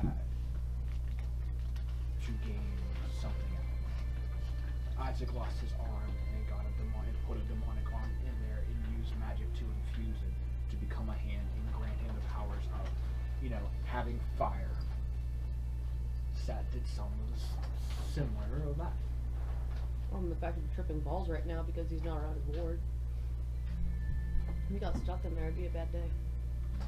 I mean, that would be the only other one that I would think he would relate more to, would be Isaac. Sansa! You're a little late.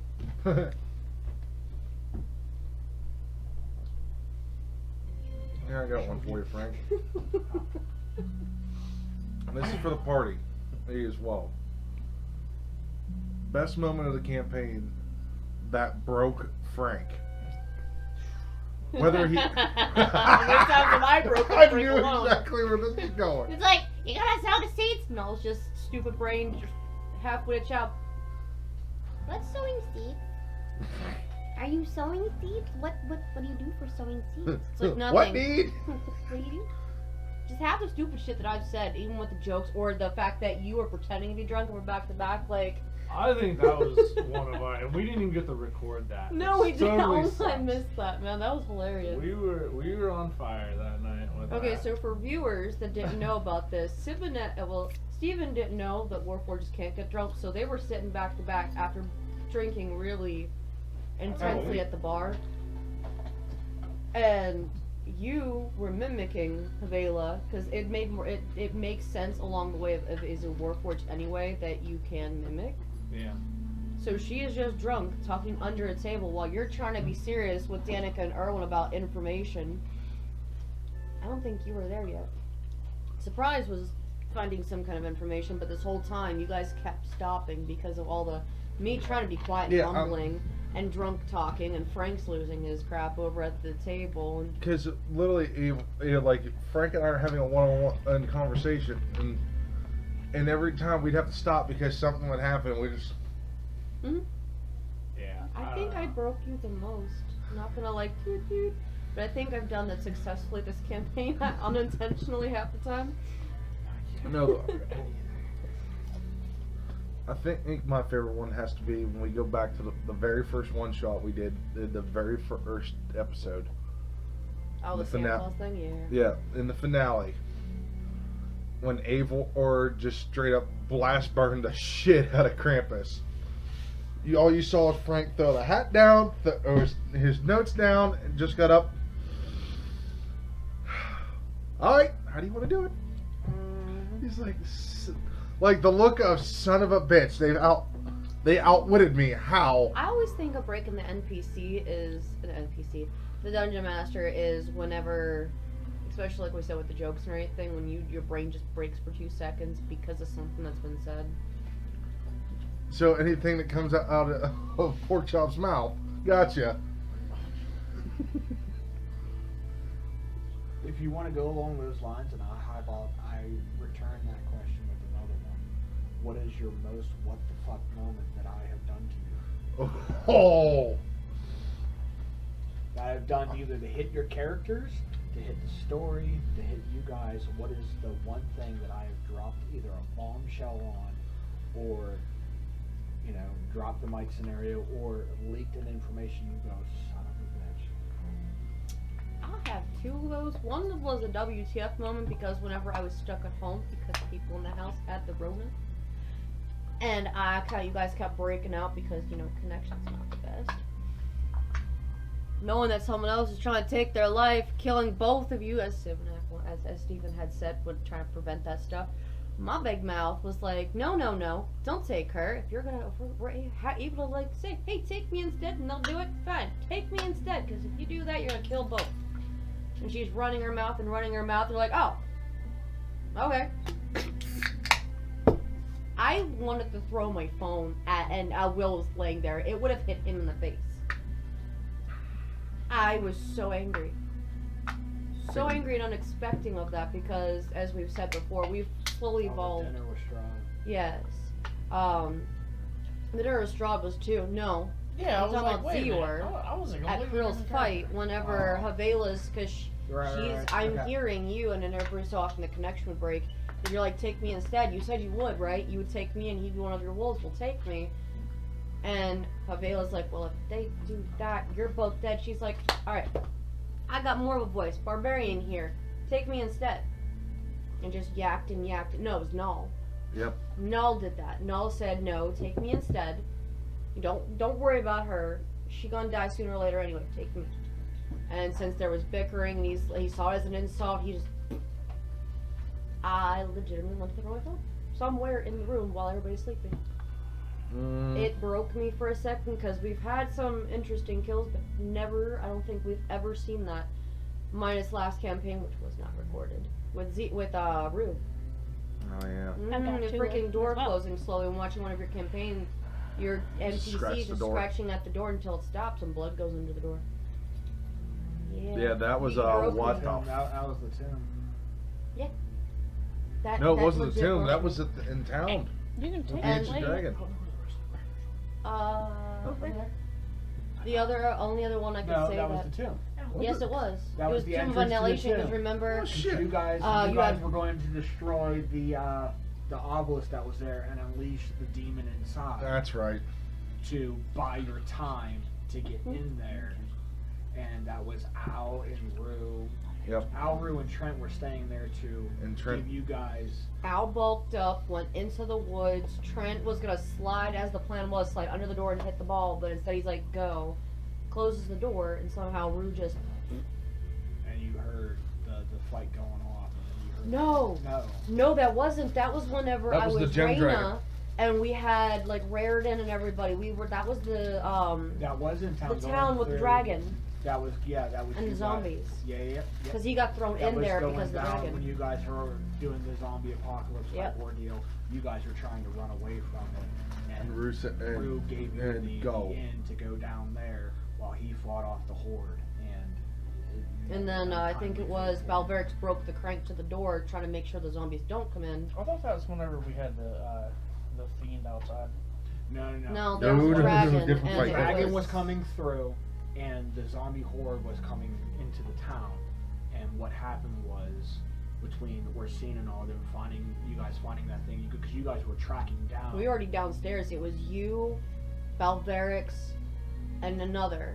And as soon as he's like, go, go, go, we're already down the stairs. You guys are trying to figure out how to get the door to shut. Balverix smashes the crank and figuring, hey, they're not going to come in. We're safe. You have the only way to get the door open and shut. And as soon as The that happened, moment- Rue flew to the wall and tried to. You're like, come on. Yeah. There goes the door. That was the episode that Rue. Oh my god, that broke us too, man. That was a what I the wish you fuck. guys could have seen that. No. Oh, I mean, the some of whole first campaign that we played, was a whole bunch of what the fucks. that needed to be. I really Oh, wish we that could have needed aired to be that. filmed. There's no way we would replicate that now if we tried. No, it's possible. It's finding the right story to do so. So that's what we're trying to do here. But again, my end game is going to be the biggest what the fuck moment. Now, here's the. No, I'll say here's a what the fuck with you thing. Some of the cliffhangers you left us on. I was going to say, how many games have we played this year? Like 30 something? Yeah. Well, I mean, if you want to go by episode count, I mean, we're technically on 47 of 47, 48, somewhere there. 47 of the Curse of Shadows. But with including the one shots, probably put it up to closer to double that. So. But no, I think my other WTF was I think some of us had the idea that it seemed a little too convenient, kind of like Superman and Clark Kent and all the other stuff. Like when that person doesn't show up and that person's here, it's like, oh. With Vistali and Oh yeah. freaking Strahd, and then afterwards, whenever I at least saw Vistali, which, like I said, never knows name, doesn't know, blah, and then finding out we keep divulging stuff in the bar, and it's just like he's just, how y'all doing? Thanks for telling me your plans. And we're like, oh, great. That was like a hit right there. Now everything's just, our laundry's out in the air. I can't say that I have a what the fuck moment because, like I was saying, How many games have we played this year? Exactly. How many games have we played this year? And how many times have you almost ended up in fucking tears? I've had a what the fuck moment almost every time. I'm gonna So. guess your biggest for a while. What the WTF moment was Augustus with the howl. Every time you're like, I'm a rogue. I'm gonna sneak at the door. Don't. Hey, look, it's a broom. Hey, look, a suit of armor. Yeah. You're like, I'm the rogue. I'm sneaking. What am I doing wrong? Okay, what is your most favorite WTF? You couldn't catch a break in that house. Like, how now, much is a damn now I thing? have an obsession with mimics. You So too. I don't know. My favorite what the fuck moment probably is whenever Shy looks and goes, how funny would that be if the door Because became that's a what mimic? Will asked me. He was talking about it. Everybody talks on TikTok now how big mimics can get because technically they're living creatures and they can grow and expand. And Will talked about with doors. He said, could this be a mimic? And we saw like umbrellas and stuff. He's like, what if like you go through a door, you jiggle the doorknob, and you can just open it, and as soon as you get ready to go through, you just realize there's teeth, and just. So Yeah. he knocked at the door, and I was like, hey, we were just talking about this a few days ago. What are the odds that a door could be a mimic? And he's just like, here's a book. Swiney, read this. And I'm like, I was just Yeah. asking, did I not realize. literally was like, I'd looked at her like 3 days beforehand, was like, that would piss me off. Because everything that I touched in that fucking house was a Stop. mimic. Done touching stuff in the I was Sorry. like, I really Yeah, hope man, that's not the case. hold on a second. Open up the door and it's stuck to my fucking hand. Nom, nom, nom, nom. I'm like, what the fuck? So now I'll have an obsession with mimics. Really. And he's That's I was getting ready to ask Fucking you. awesome. You how much money There like is- loot did you end up taking out of that house? A lot. There is like a big thing on it too now that I saw. There was a book. I don't know if Wizard of the Coast has it made, but it is a world where mimics and humans coexist. That would be really cool. I love it. I can just imagine this. You go to the door and you. It is What a, need? It is a symbiotic type ordeal of What need? living Just- with Yeah, what's up, buddy? each How you thing. doing? Holy shit. Just. I don't. That would be cool. I think but- that's like the weirdest version of Pokemon I've ever thought of. See, the only thing that my brain goes to because I'm an adult is if everything is a mimic, is everything a mimic? Like, is everything a mimic? Like, no. That's why I don't want to be putting a shirt on chomp, chomp, chomp. You drink something and does it just like, hey, beverage? Listen there. I lost my outfit, so now. Let's see how that goes. I got two. Well, the first one was when we did our first, when I played the first one shot. And I was literally on my death saving throws. And then you're like, nope, by the way, you're just dead now. I was like, what? But I had backup rolls. I was gonna pass my saving throws. And you're like, no, you're dead now. I was like, crap. And then I had to come up with a whole new character. And then the second one was when she fed my ribs to the dude. I was like, wait a minute, I let you cut me up for scientific purposes and now I am literally chop suey. Spoilers, You guys. turned into barbecue. The people of Bro, we are going to get to try a werewolf. We have Krill, and I got a new body to play with. Oh, After God. Chill.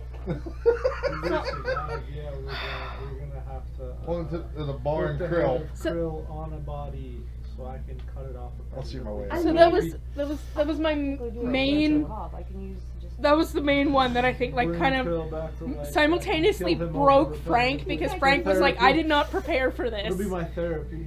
Frank was like, make dead. what the fuck, guys? Out of everything, that was the main thing. He was just like, I'm sorry, what the actual fuck? I broke. That's another one I broke you with. Yeah. That was a good one. That was a That little. was I'm good. sorry. I What the forgot. actual fuck are you doing right now? You are feeding I'm like, an listen, ex-player I'm a to. necromancer, and this is An the way she NPC. plays. I don't think you've ever You're had in all of feeding- your D&D life. You said you've never dealt with anything so messed up from a player. Yeah. You're welcome. Yeah, I mean, I dealt with fucked up shit, but not. I've raised not the that bar. level, Yes. Now someone has to beat the bar. I'm about Not purposely, just by what their character would do to see if their character would be able to raise that bar. I'm trying to think of some of the other moments that we have filmed on that actually had Frank just shake his head like, what the fuck? Oh, there is plenty of those. Like, Yeah. Count, like But I'm like, since we started filming, like here for instance, like my biggest one, I believe, is when Zior wanted to set fire to the windmill. Knowing Oh my god, I hated that. Or punching. or Go sleep. No, the best part of that's when he took off running CPS? into the blue water inn and just screamed, "Eve Sanctuary! I fucked up!" Listen, our luck, the only CPS worker in that town is the drunk that's in the latch. He's like, I cannot help you, Victor, sorry. I'm witnessing it all I from the literally ground. just put what you said. That's fucking funny. That's funny as shit. He's seen with so many things with baby powder that he just started drinking and now he's locked away. So our CPS worker of Barovia is latched and he's just seen too much. Horrible. Horrible people. Well, how about with the remaining time that we have, about 20 or 30 so minutes? You want to have an open table, ask whatever question to a player. Do you guys want to gain more insight, or to me, Workshop, you go first this time. different things? Oh, Uno reverse card. He's been going last. I like to let's go go last. Open up the table, ask the question that you want to learn more about specific, the character, or Ask us anything you want to know your curious about. Who's everybody's least favorite player and why? player. Player. I played the fifth. Meaning, Player. right, but why? Why? That's what I said. No, I'm asking. Is there, Why the is there question? a character Why- we're annoyed yeah, at the most or something? right. Yes. Like, what character irritates the shit out of you the most? I'll go last. You. Sevenak. I have an idea. And I put, and the end of that sentence was, and why, also. You guys can address the jury. I mean, I like 'em. I would say it's changed now. And this was due to just, I had to remind myself that I was at that place at one point in time too, being extremely new to D&D, but I didn't think Arian was playing her characters very well to begin with. Like, maybe she was, I don't know, it seemed like she was, I don't know her very well, but it seemed like she was really putting the throwing shade in the content. She ain't even here to defend herself right now. I mean, I meant as in, like, Characters. Noella Z. Can't- He's like, You said oh. players. I You did. fucked up. Yeah, I'm fine, kind of fair. stupid. Okay, who is your least favorite character? Yeah, pick. I already know where this is going. Are you also meaning the ones that have also passed? Or just ones that are playing right now? The characters that we have played or play. Okay. So any of them. Yes. Gotcha. Character we played or I don't know. Or beat them. How about a fuck one? No. No, That's all shade. Yeah, exactly. Yeah, exactly. Shameless plug. I don't know. Be honest, throw some shade. Okay, so what am I defining myself again? Sapris was probably Never mind. the most annoying one just I knew because that. of the choices he made, injuring fellow, party members, just when attacking, not thinking through, in my opinion, like what he was doing. It was like, oh, I'm just going to attack randomly to try to do some damage to an enemy, but also take out 3 of Other my ones are fellow alert ones. people that are on my team. My bad. I mean, to be fair, some of those weren't intentional. Like ice knife. Yes. You just didn't realize this is gonna hurt everybody but an enemy. Well, no, like the one time that I threw a dagger at the rope, I didn't think it was gonna just come flying back and smack me in the face. Potentially detect magic. Then you almost started it off wrong with freaking Ryu when you decided to throw a wrench or something Crowbar. at a crowbar at a sleeping Sibinak. Because I. Oh yeah, Yeah, yeah. so that I literally- remember Okay, it was that. that was intentional. Okay, so my least favorite player is Timber. He was They're sleeping. fine, 'Cause Just you got something hey, against my hey, character. wake up. It's just- And if anything else, hey, wake up. Not yeah. wait up. Crowbar, because I was in sentry mode, it wouldn't have taken much to, You would have dented his cranium with a Yeah. crowbar instead of a. like, Chad. I said last. Oh, yeah. Amari. What was the question? What? Who is your least favorite character, whether they are alive now or not? Strahd? Players are characters. Oh. Everyone. See, that's why I said fucking players, because it was. Oh. Yeah, player So characters. which All character characters, players. like within the group, that you Alive or felt dead? that you did not, that you were not. Which what the one? fuck did I do? Which one? that's 2 You- votes for Timber. Okay, You get one so more, you're You no, voted no, off you the don't island. understand. Let me explain. Okay, first of all, take your personal business out of it. Second of all, You're walking home. Hello! Pork chop Pork raw, chop dude. raw. You're supposed to be going to my house anyway. Anyway, I don't so have to. let me explain before you get all defensive. So, a lot of my character's traits have to do with not using your emotions when making rational decisions. Like, you pick fights constantly for no reason. Like, why are you getting like mad about it? Like, you get mad and you get defensive because you think it's like a personal attack against your character. Whereas my character's whole thing is don't let emotions fuel your decisions. And you're literally like, oh, you're talking shit? Okay, it's go time! And she's like, no, calm down. Okay, you're So, talking like- about like a couple weeks ago too, when you picked a fight with Strahd. Yeah. yeah. When you literally, I was like, I dude, mean, you have that- gone against this man how many times and not But come out that's on the top, period. But Oh, that's yeah. a flaw with the character, with my character.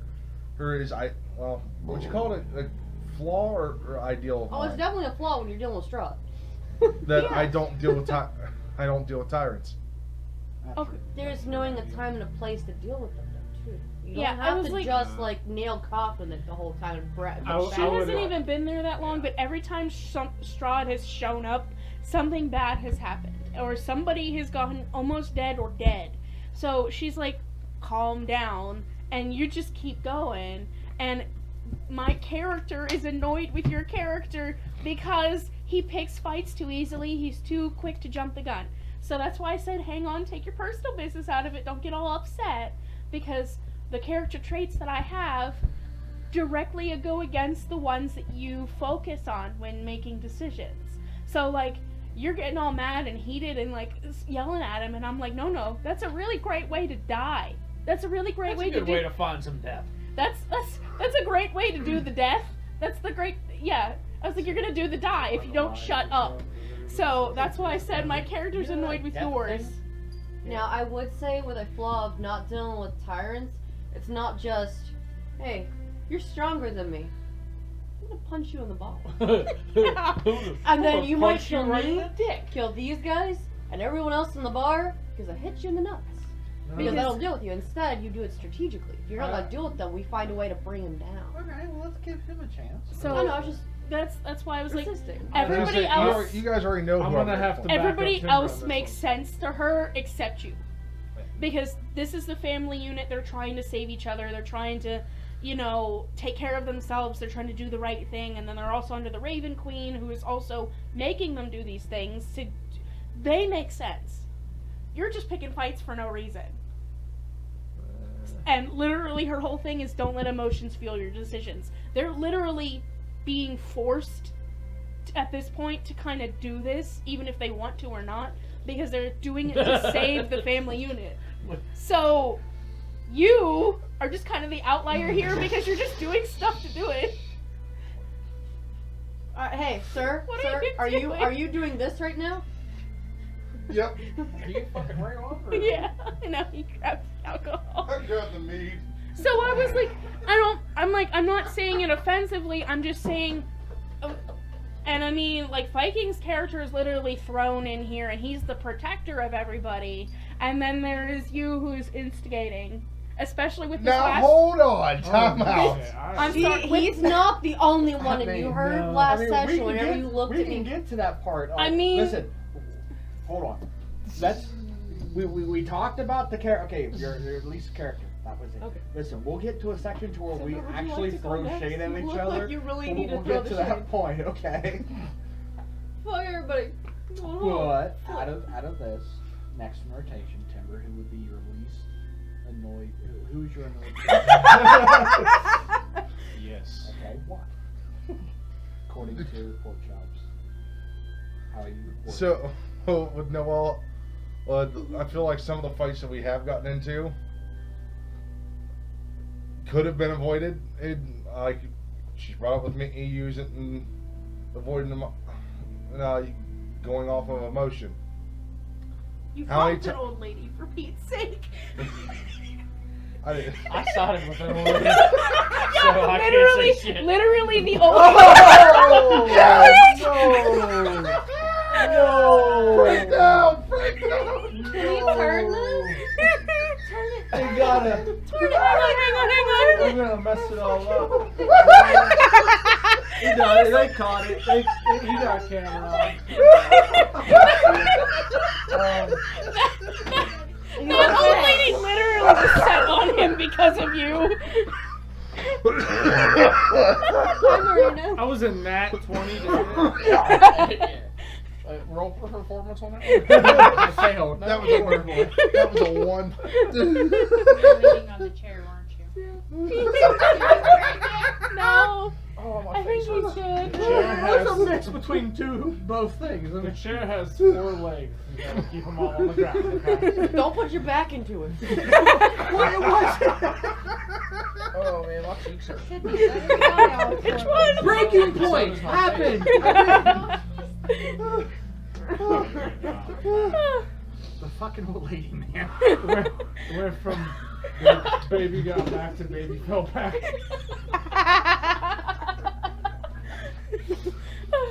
Just Yeah. so you know, that is going to be the beginning part of the replay, and then at the end, and it's going to say at this moment is when Frank realized. Sanctuary.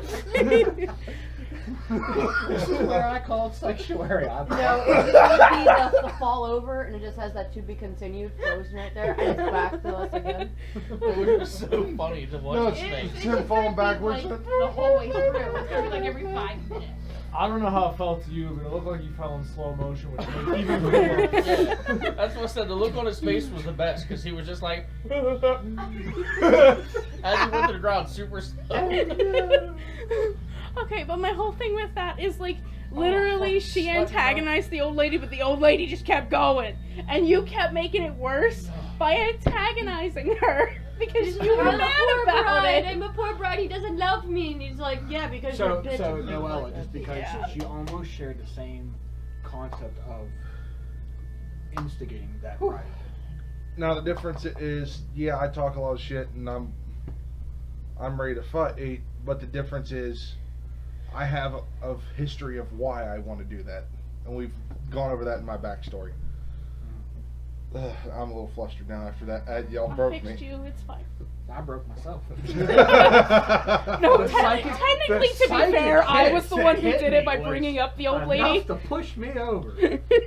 Yeah, that was what started it, and then Frank went flying backwards. Yeah. Frank It's like, went over the edge on that one. I took the psychic blow. So and failed anyway, my saves. but how many times does Noel and on numerous battles where we knew it was going to happen regardless or not, ran her mouth that and started the fight before or we were ready, or Fuck this, fuck you, definitely fuck you. Yeah. Fuck that And- bitch, she's out. yeah, pretty much, and just antagonized every single. Listen, Oh. you keep that up, you're gonna poke your eye out with the tail. Yeah. Or when she, how many times has she also, just straight up shit talk Strahd, and then we're like, oh fuck, here we go. Okay. Well, Same thing happened with Krill. Did you already do your- Listen, she's done a lot yeah. of things with Okay. Strahd regarding her mouth, Yeah. and it's gotten her in trouble with It's too That's late. last this time. So now I want to know that since Pork Chop, you asked this question. What's your answer? My answer to the person, the character that I hate the most in this party is my damn self. Seriously. Because I'm a little everything- surprised. I'm not. everything that you guys say is so fucking true. But you're also building how your character is going through things, how she would react to everything. So that's how you're building it, whether you as a player to the character, you can hate that, but you're also doing Yeah. well at building Sit it. through one. Find one. Just find. But my second runner-up is Sit, absolutely just Uric. look through it. Find one you think would be the most interesting. Huh? My second runner-up absolutely has to be Uric, though. Yeah. Just because, like, the things that you guys say about me, like, to certain points, is what I see in him that I fucking hate. What? So that's why I don't like myself, because I realize that some of the dumb shit that he does is some dumb shit that I would do. Or you've already done? Yeah. And, like, Letting the emotions get the best of you and flipping a table and start a fight with someone who didn't need to start a fight with. yes. That was, like, one of the main things, because, like, he almost got the two people that I love the most in the entire fucking world killed. So, So did you go Yes, it countless is. number of I times. know. That's what I mean. Like, Yeah. that's why I don't like myself that often. Thought it was a either. good one. I just don't like. I mean, of course, I like Uric for the point of he's a good fighter, he's a good dude, he's a good protector, blah blah blah. But I don't like him because he's so barbarically fucking stupid. He's going based off of his traits too. Yes, so I know. we're all the same thing. Yeah. It's just like some of the barbaricness to him is just so dumb and dense that it annoys the fuck out of me. Alright. Well, yeah, Sit sounds go on last. good to me. She has a tie. Ooh. Shoe fly, don't bother me. Buzz off. Naturally. Buzz off. Buzz off. Hers would be, and this is where like it comes into last session when whenever people were like, well, they didn't do that, and got like kind of upset when she finally blew up and said, don't say a word. When she yelled at you, she didn't get to yell at you because she remembers your thing, but she's never really seen. If we're going by echoes of memory, Nevera doesn't remember half the stuff that one did. So she remembers you because of how she heard Yerrick saying. When she got to the door, she didn't know what was happening. All she heard was Yerrick saying, like, without yelling, he's like, I think he's fighting with someone downstairs, and guess who's downstairs? Strahd. She's like, no. So with Nevera's part, it would definitely be with Ryu, because the yelling and then the getting upset, and she's like, maybe we do it partially in our head, and I will give you a doll. You can punch it. Fuck you. No, I'm talking to the doll, not fuck you. When turns away. And then we've had when Null yelled at you / Favela, because every time we thought of going somewhere and slowly do it, it's nope, fuck it, I'm going this way. So we're like, okay, we gotta follow her, because if not, this one's gonna die too. And Null is going to protect Sivanak. So if you effed off that way before we planned to do it, guess what we all had to do? She did definitely go off on you. Because She really every did. time it happened, it's like, okay, we gotta do this without planning. We gotta do that without planning. You're yelling at someone died. Do this without planning. Die. It's like, please stop. We are going to lose 2 players instead of 1. So for a Havela Null, it would definitely be remembering all that stuff. But if I were to go off of my character as well as Nevera, it would be Ryu. That's why she went off on you, as an understanding, and she understands the anger, but it's like there's a time and a place If we just yell at someone and point fingers and we're going to like threaten, we can all just like at a snap of a finger all just die. TPK. So she's like, let's not do that. I don't want to die yet. I got a job. So From a I gotta be alive and become a reaper. you do. From a technical standpoint, I guess you guys weren't actually So supposed to hear that. here's one for you guys, and I do like this one. Is there anything you would change in this campaign right now? And was there a moment of time you would want to repeat, to know, to change? I got one I can think of. Wizard of Wine. Instead of going straight to the abbot. That fight with Winter Splinter does not happen in Valaki. If we don't go deal with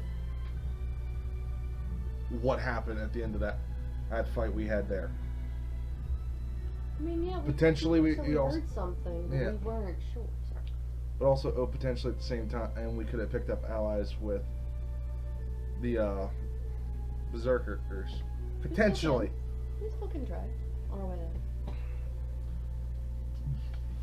But No one doesn't like berserkers. They're annoying as shit. They're. yeah, you played one. I know he's not here, but Berserker. Well, you were a berserker character with your. No, you were a totem. You weren't a berserker. yeah, it wasn't. No, but he had Berserk Rage though. Alright. Well, is there anything in this? Yes.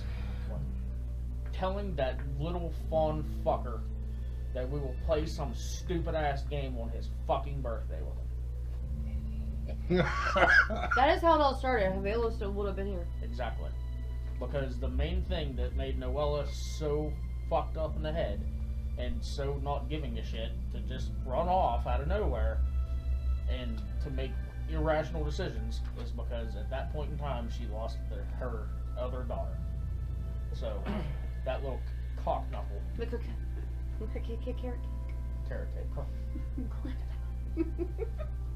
So yeah. Mine is not moving my one-shot character out of the way so I can still have my Dragonborn character that I've spent so much time on. Other than that, I really do like Amari, so she definitely fits the way I would play things a lot better. So I would say, because I was kind of thrown into Carmine, literally, so it was like, I had a little bit of leeway with what she did, but I really just didn't know how to play her. So I couldn't use her effectively, and that kind of ended up in her dying. Whereas,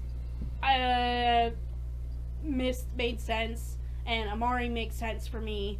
Whereas, when it comes to Carmine, it wasn't necessarily something that I was like, oh yeah, this will definitely be what I do. But also still learning, so.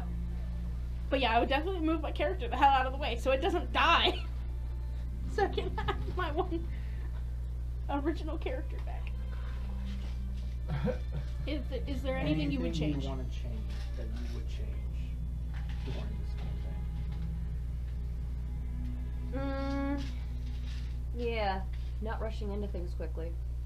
Just like, hey, we're gonna go do this. I mean, we go by based off how our party does things. Whether it was a rush thing because they're mad, or because it seems like the greatest thing to do, or we think that's the most viable. But if I had to choose out of all the ones that we've rushed into, which were almost all of them, including almost all the towns being destroyed for doing that, I would say the one I would choose out of all those to redo and not do that. Actually, no, not rushing in, but not thinking correctly. I wish about the church. Because, as you said before, people were invited in and whatnot. I really wish we didn't take the bride into the church with us, and we would have known to protect the corpse or the skull better. Because that was one of the things protecting the town, and Strahd just crushed it. Whereas I wish we could have even done a swap-roo during the battle and put it back once it was done. Something like that.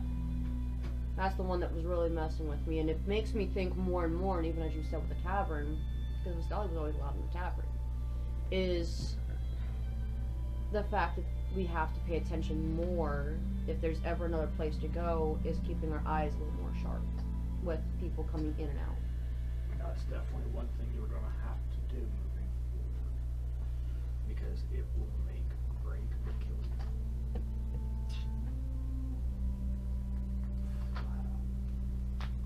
Okay, so from now on, any new people we meet, they all have to drink holy water first before we do anything.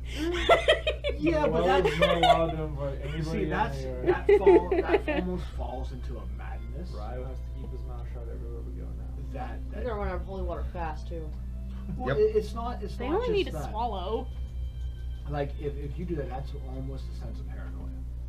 So that would change how your character looks.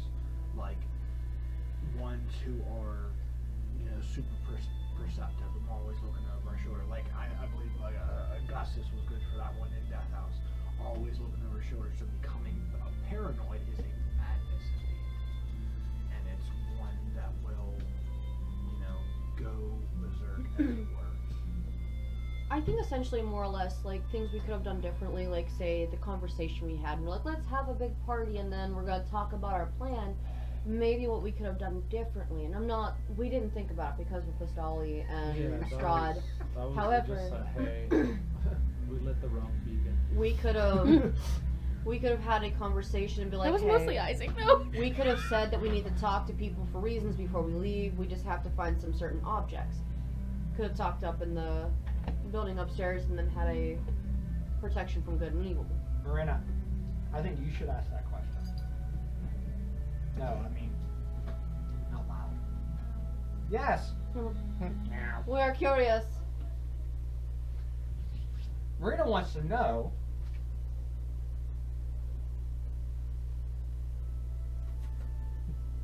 What Noella's pie was. Cream. Oh, the one that I smacked out of her hand and burnt it, or? Oh! No? So, you guys don't remember the day that we were all, you guys were at the tavern, you drank, and Garrick was taking her up. Upstairs? I never had a fucking pie. No. What was it? I'm so confused now. What? Your question! They were talking about pies, and he said he hoped it was a cream pie. That's what I said. Yeah, that was the Because you whatever. were drunk and went and you took Garrick up, and I think it was... No, Garrick made sure to follow her up because he was going elsewhere. Yeah, earlier in the day, I bought a pie off of that lady because I didn't have no clue who the fuck she was, and I was just like, sure, I'll buy a pie off you, lady. And then the voice in her head's like remembering You mean- pies you mean and me? shit. It was And a- she just went, It was a baby Bird. pie.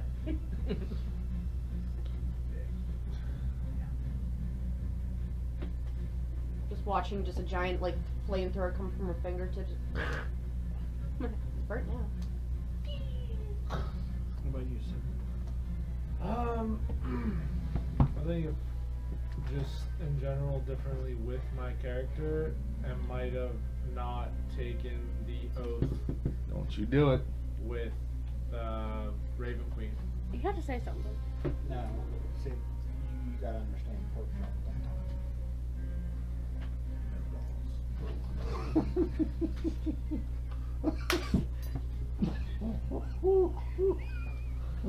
Which part?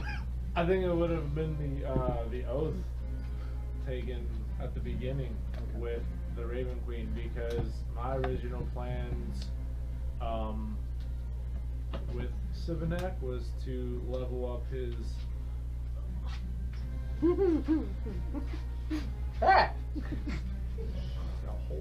Right? my Not plan was her to level up Just his gonna beam you with fighter- a boon. was to level up his character side, his fighter. She's beating him with side boon?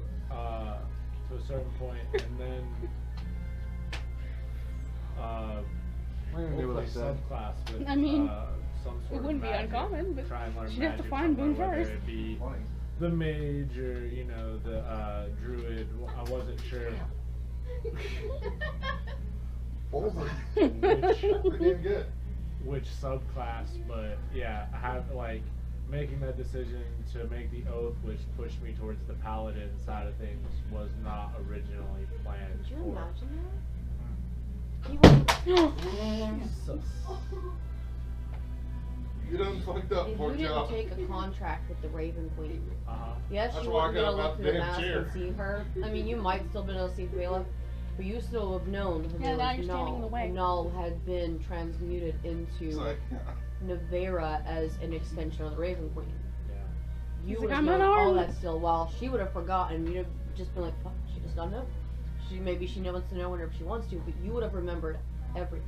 You know, I don't know. That goes back to the earlier question. That was a pretty defining moment for Sibinak. Also, was taking an oath with the deity. Yeah. So.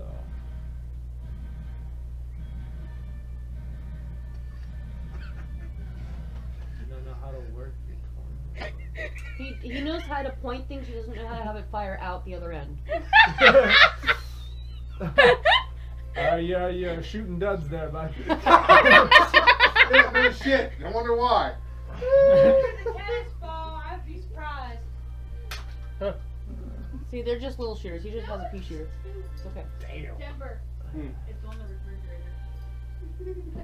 So then my luck, it'll miss my head and hit Frank's fucking computer. How would it be my fault? Never mind that.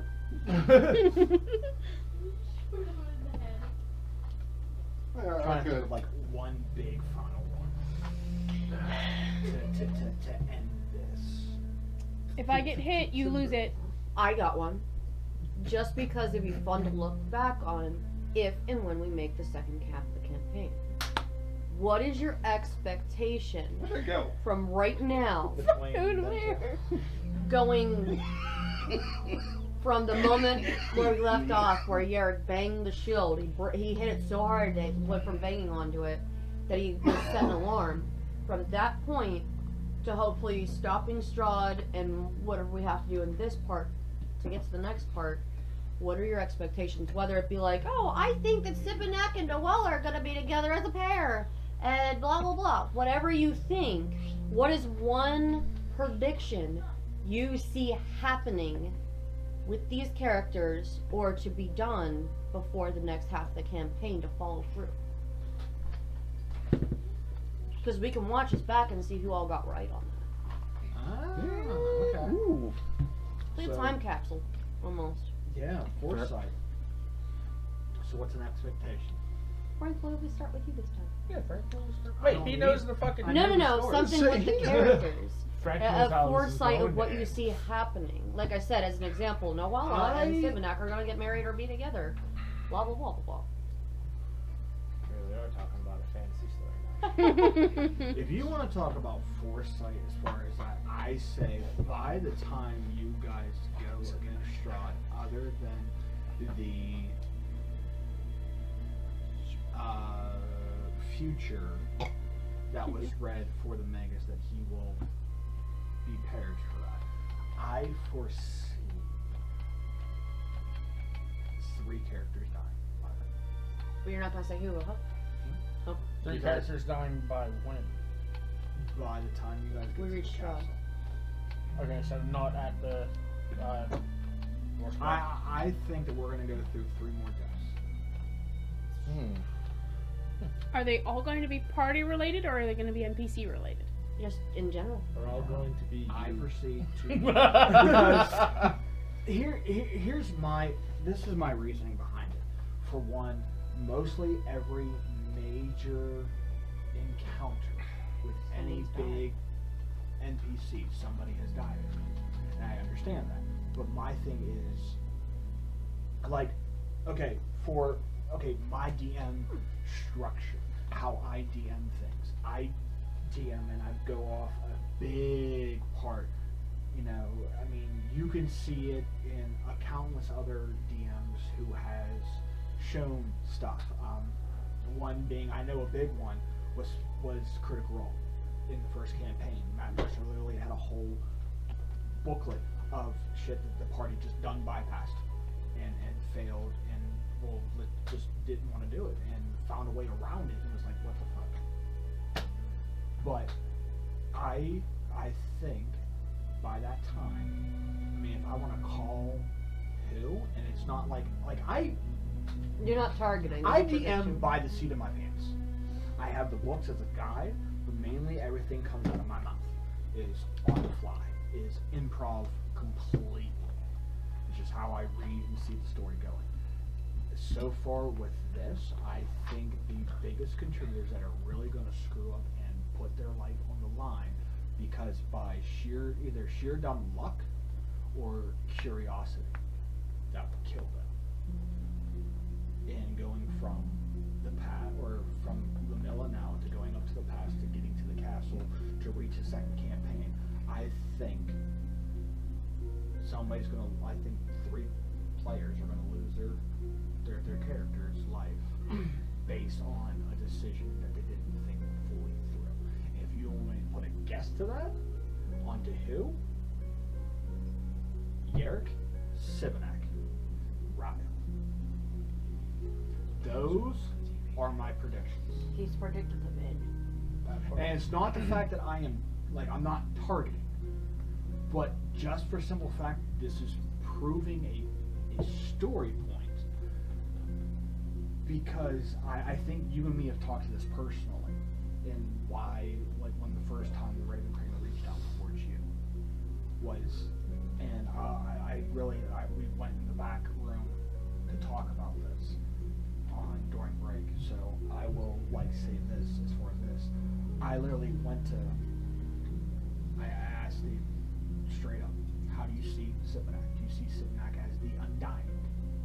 Or are you trying to make a name keeping the glory, as it were? Because based on his decisions he was making was going to what subclass of power he was going to go into. The Oathbreaker, glory, whatever. But to this day, and if you look back at the older videos of that we played, every time Sivanak's life was on the line hanging by a thread, another character took his place and died. To me, I think between now and the castle, and I'm not going to try to target this, I think story-wise, Sivanak will be one to put his life on the line and make a bad decision that will end up taking his life, killing or breaking the actual cycle of the Undying. I see that. And that's just predictions I'm making. As far as Ryo thinks, I think you're going to let that cockiness come to you of, I am now a Drake Ward. I don't fear nothing. And I think that's what's going to make you fear something the most. Your hubris is gonna get the best of you. And I think that's what's going to be. I mean, I'm not going bent off like the fear, like because of the anti-fear aura that like the paladins give off. I'm saying that you're going to let that fear of being the last one of the wardens of your battalion that survived, meeting an untimely fate because you got too cocky with your title that you have, although you just gained. That's what I see. For Yerrick, I think it's because he just simply doesn't understand the power of magic and knowing what it can do, and I think his Lycan side will be the death of him. Will trigger the death of him. I see that. I see that what's going to put him down. And if that goes there, I think mechanically wise, if you want to go to game mechanics based off his character, that he will go into a bloodlust. He will fail his save. They're going to a bloodlust, take somebody out with him, or you guys will have no choice but to kill him. I see that prediction happening. There's usually a way to knock someone out of bloodlust, isn't there? Other than killing them No. to knock them out. Kill him. It's either kill them or get killed. Oh, I thought it was a knock them out. No, you can knock them out like we did. I mean, every battle It that just you guys depends on the fight, situation too. at the killing blow, you guys have the ability to change it to make it non-lethal. You know, so if you strike and you finish it, you can have it being non-lethal based off like how far you see the person or the enemy is by making the jet prod of medicine wise to go say, hey, this person's not looking so good, maybe this is a good time to knock him out to interrogate when he wakes up. That's my understanding. Yes, that's going to happen, but here's my reasoning behind it. Is because yeah, you guys might. I think he will lose his bloodlust roll in one way, shape, or form and attack the party. But my thing is, and I'm mainly going to say this just because of how the story progresses, because the ward situation between Yerrick and Lavera. I think he, by how the battle is going, by how the battle goes, or whatever, I just see in one point of the battle, Yerrick losing that bloodlust while transformed, attacking Lavera, and then, even if you guys do knock him out, he will want to take his own life for breaking the oath. That's what I see. That's my prediction. What are yours? Which one would I start? Go with pork chop. Alright, pork chop, If you not, started it. if not, we'll make it a roll. You have to be last. I mean, we could. There's a We'll D20 make it a right roll. here. No. 1, 2, 3, 4. No. Roll a d6. Let's get one of the let's get one of the one out. Roll a d6. Roll 15. 3. Two. I'd be you either which way. Okay. We'll just go 3 and then 2's next, so it'll go to Timber. So Okay. Aaron, what was your prediction or expectation you said between that's going to lead you up to the second half of this campaign?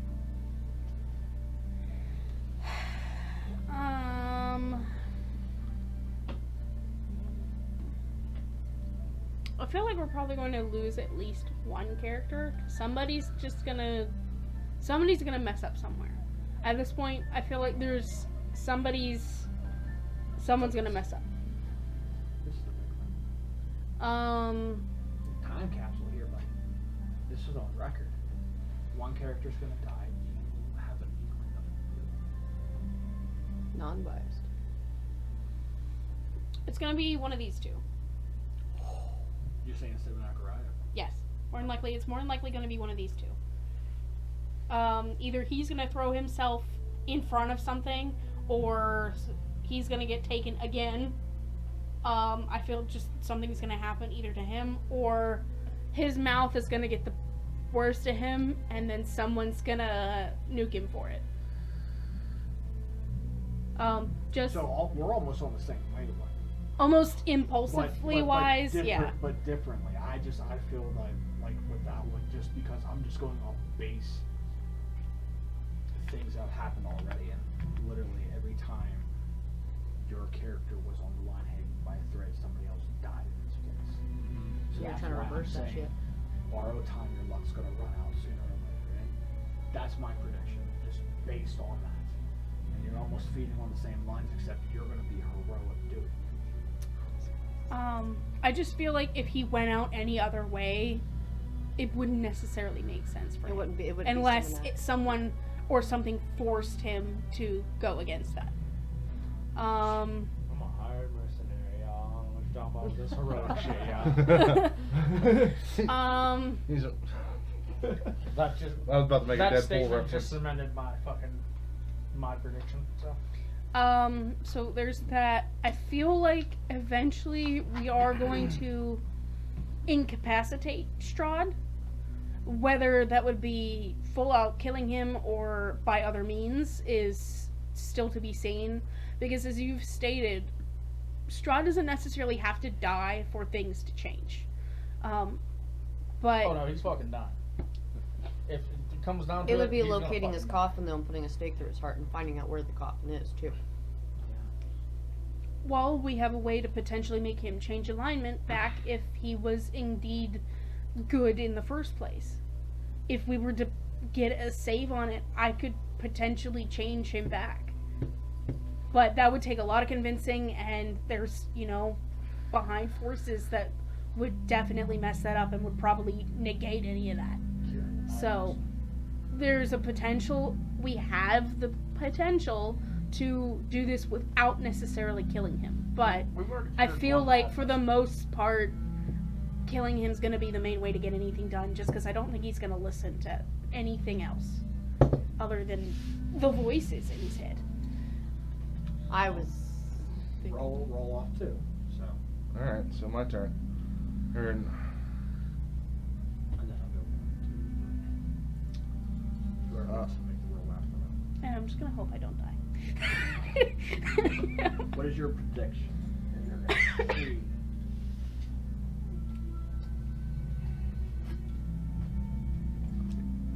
My prediction.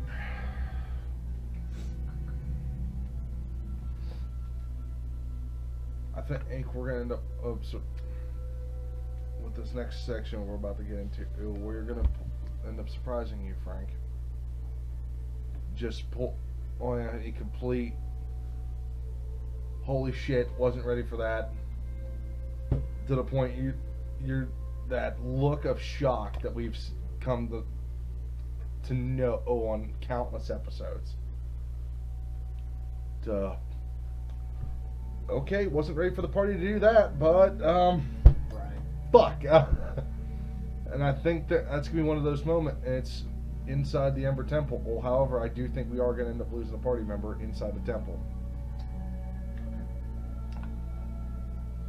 What party member?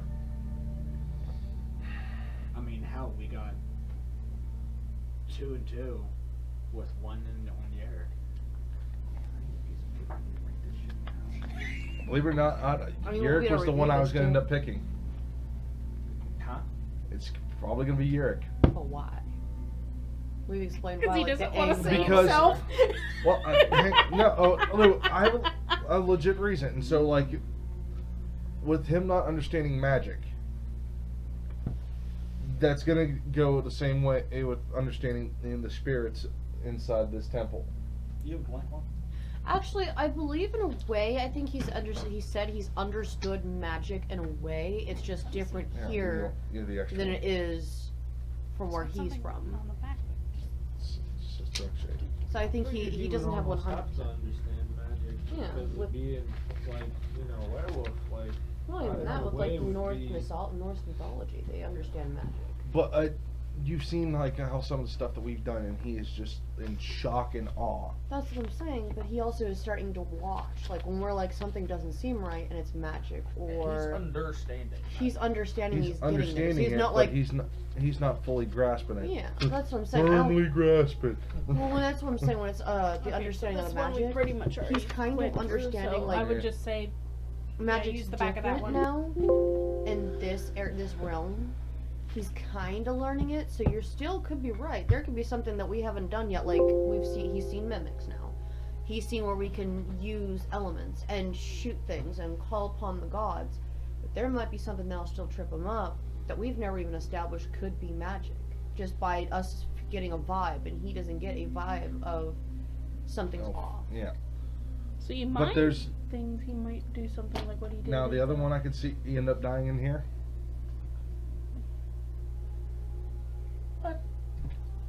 What would you say me? I mean, a lot of people we have, man, we're just throwing out predictions. Who's going to die next? Make some talent work. Now, the reason I picked Noella again, and she hasn't done it. It's been a while. Oh, Noella's been pretty good. That she hasn't decided. Fuck it, we're going this way. Or I'm going this way. Fuck, we gotta follow her. Okay. I'm expecting one major slip up from Noella that's gonna end up getting the party in deep shit. Mm. In the inside, either the Ember Temple or on our way to the castle. See, at this point, I don't think so. She's learning to stop doing that because it's been beaten into her about how she's being rash with things, which is why she stopped. And then that's why I said only Nevaeh saw you do that. She hasn't actually, by memory, seen Noella do it. Now she's only seen you do it. So she's learning. She's learning to But- stop See, doing I that. have a different She's learning. Like you reason said, for that. she's learning, but she fully hasn't completely stopped. Right. So in a way, Nothing everybody's against your learning pork chop, something. but Well, okay. I So- think. I just want to. Okay. We got 3 more people. Who wants to go next one prediction? Do you want to go as pork chop? you want me to relate to the roll? Oh, shit. See, my thing with that is I think that someone's going to stop her. Either I'm going to logic her out of that decision, or somebody else is going to be like, I think we need to go this way, or somebody's going to cast something that'll make more sense for us to go whatever it is. So I don't think that she's going to go off all willy-nilly by herself anymore. Just because somebody's going to logic her out of it. I feel as if the Ember Temple is going to be a total and complete bitch. It's going to suck. Mhm. It's going to be just as fun as the rest of this fucking campaign has. As you can tell, guys, I've had a fantastic time. Oh, But- come on. It's been a great time, laddie. I believe that we're going to make it through. But not all of us are going to make it through. I hate to fucking say that because, you know, I'm kind of, in real life, I'm kind of a cocky dickhead sometimes. And I believe that I would have an immense amount of fun making it the whole way through just because it would irk you. It would piss you off, and I would love every part of that. Because Yeah, that's nuts. payback. You almost got him too. But I'll turn this way. Now he knows better. I feel as if Just because I didn't have the dart. So we're gonna have to are- separate the children next time we do this. Gotcha. We're going to lose somebody. And sadly, the person I feel like we're going to lose is you. Whoa, we got 3%. But you didn't predict when we were gonna lose Sivanek. These two, well, you didn't either. You said Sivanek. I did to a point. They're saying the temple though. No, Yeah, no, I'm I just saying think- in general. I Yeah. think fate is gonna roll him out one time. I feel as if That's the only reason why I'm saying it. the only reason why I feel this way is because I feel that big bad brooding Sivanak is going to have a point in time to where you finally show what Noella wants you to show. But the reason being is because she's in really deep shit. Like, about to literally fucking die. Okay. Like, to the point of there is no fucking return. And you, Fuck it, full send. yeah, you're like, fuck. And you step in front of the blow or something along that lines to where you sacrifice Before yourself. you left, when they were bringing you down, Noella professed her love for Sivanek. But you were too knocked out to hear. So, That's my man. I don't know you. basically. That But, way, that was it? yeah. Okay. And that's the only way I could see, that is literally the only way I could see you going out. Literally. And then, because that would also be a fucking insane storyline for the simple fact of, like, you know, Noella finally got what she wanted, but, you know, I don't have you anymore. You know what I mean? Well, that could go into a one shot in its own with Noella and the troop going to the Raven Queen to Get get him his soul back. back. And it Because I have just, to use to do that. that would be the only way I can see it happening for you dying, honestly. And The Fortress of Dreams. the other person that I could see dying would be me. For the simple fact of, if anything happens to you or her, you seen last session, I was literally trying to get her to kill me to let you go. And it wouldn't, I'm not gonna go out in a stupid fucking manner. I'm not gonna go out because I ran my mouth or because I walked off somewhere or anything like that. I'm gonna, if I do go out, it'd be because I would sacrifice myself to save you two. That would be the only way Noella's dying.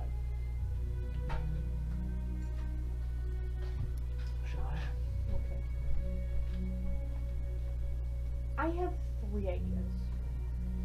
Oh. Well, your predictions, not ideas. Predictions. Well, You'll make my dog break out. obviously, that's what I'm saying. 3 people. It could be one of 3. It's not gonna be 3 at the same time, but I'm saying one of 3 is going to definitely die. Whether, as you said, we could bring them back with the help of Navira, talking to the Raven Queen, and so on. I have a feeling that Noella is either going to regain her memories. Same thing with Sivanak. One or the other is going to, for some reason, the Raven Queen is going to give that as a gift to protect. And as something maybe happens to Navera, one of you guys are going to regain your memory and see that either she is dying and a final blow is going to be happening, and you get into the way, which is going to be a reason why Nevaeh would want to go back and save whoever dies. And the only other one, which would be the third person, would be Eric. Because, as we have established, like you said, I believe if something happens to Nevaeh, he's gonna, like, wolf out. We don't know if that's gonna happen this time because he's at 1 HP. He's starting to see red, just from blood. Is he cursed? You know, I don't know. He was born like it, I believe. Yeah. Okay. So it wasn't like he had a bite. He was just born that way. Okay. So I can't fix him. Dang it. But I mean, it's possible. I mean, it is lycanthrope to anyone who is a lycanthrope, whether it be the were-ravens or werewolves in general, is a disease. Yeah. And it can be removed. I thought it could be removed if they were born that way. It's a gray factor, and it goes story-wise, but again, example-wise, if you're trying to do that because you're trying to negate, Yarick's one ability of being a blood hunter, being in that order. Mine would be like if he starts going crazy. Do we have a backup Yeah, but plan? then now you kill his order. Technically, you kill his supplements. That's one thing, but at the same time, that's mechanically. Story-wise, would you want that? Knowing that there is a berserk beast within that can literally wreck you. and it's by story wise, not by mechanical wise. There is no way to break through that Hulk character and be like, "Hey, sun's getting low, big guy." And he's like, "All right." You can't break through that. But I'm wondering if there is a spell that would actually penetrate. You can the head. you can do the hold monster, you can do the hold spells in any way, shape, or form as that way can go.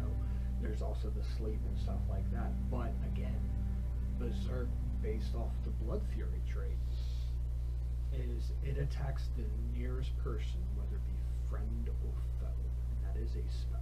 Mhm. I believe it is called friend or foe. Mm-hmm. Or friend and foe. You cannot extinguish between the two. So you Yep. don't know who's your allies and you don't know who your friends. That is a spell. I have one prediction. I'm sorry. It's on the Yarick part. If someone goes down, there's a very few party members. If they go down because of Yarick, say by accident, I think that is going to get another party member killed because they're going to be close by. Say the battle's over, realizes so and so's down, freaks out, wolfs up, berserker, and then someone else is like, "Hey, what happened?" It's just someone else may end up dying or near dead because of that. I can see Yurt getting killed by our hand, honestly. And by our hand, I mean probably mine.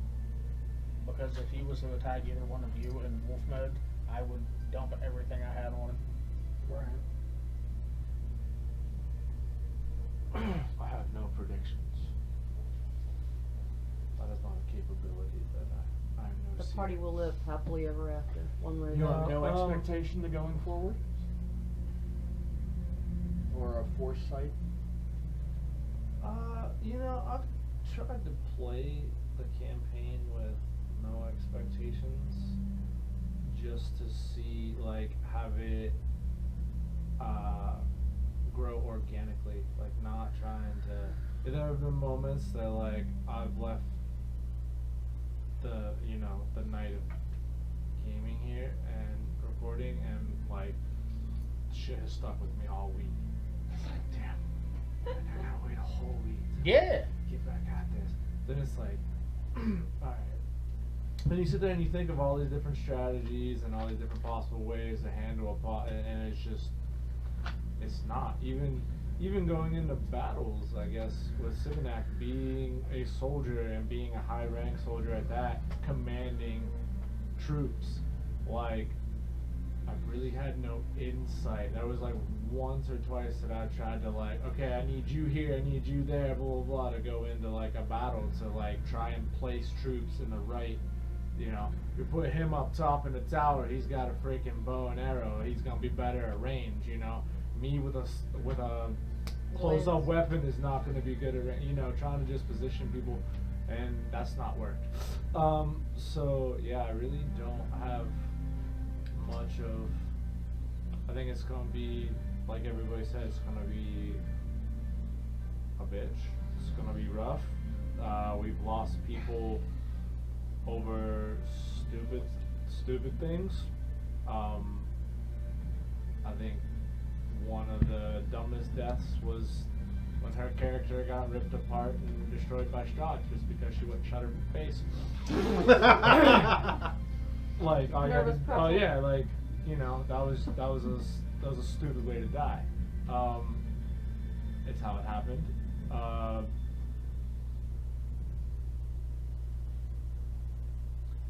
Yeah, I don't really know as far as what to. Just gonna play it as we play it, I'm hoping Sibonac's coming out because, the goal is to, at this point, I guess, become a Reaper, and take Strahd down and whatever this monster is. So it's not. The goal is to go in and take out anything in the way to get to that final destination, which is my lance going through Strahd's fucking heart. Right. So. Well, we have our predictions. They're wrote down. We have it on tape of what we foresee was happening in this campaign. So now we just have to wait and see. But I think we're going to conclude throwing the shit out. So I hope you enjoyed our end of the year kind of recap of what has happened so far and get a little bit more depth into these characters. Appreciate you watching and sticking around for it. Hope you hit that like and subscribe button, and we will see you guys in the new year. So from us at the D20 Misfits, continue to have a happy holiday and a happy new year. Happy New Year. Happy New Year. See you in 2023, folks.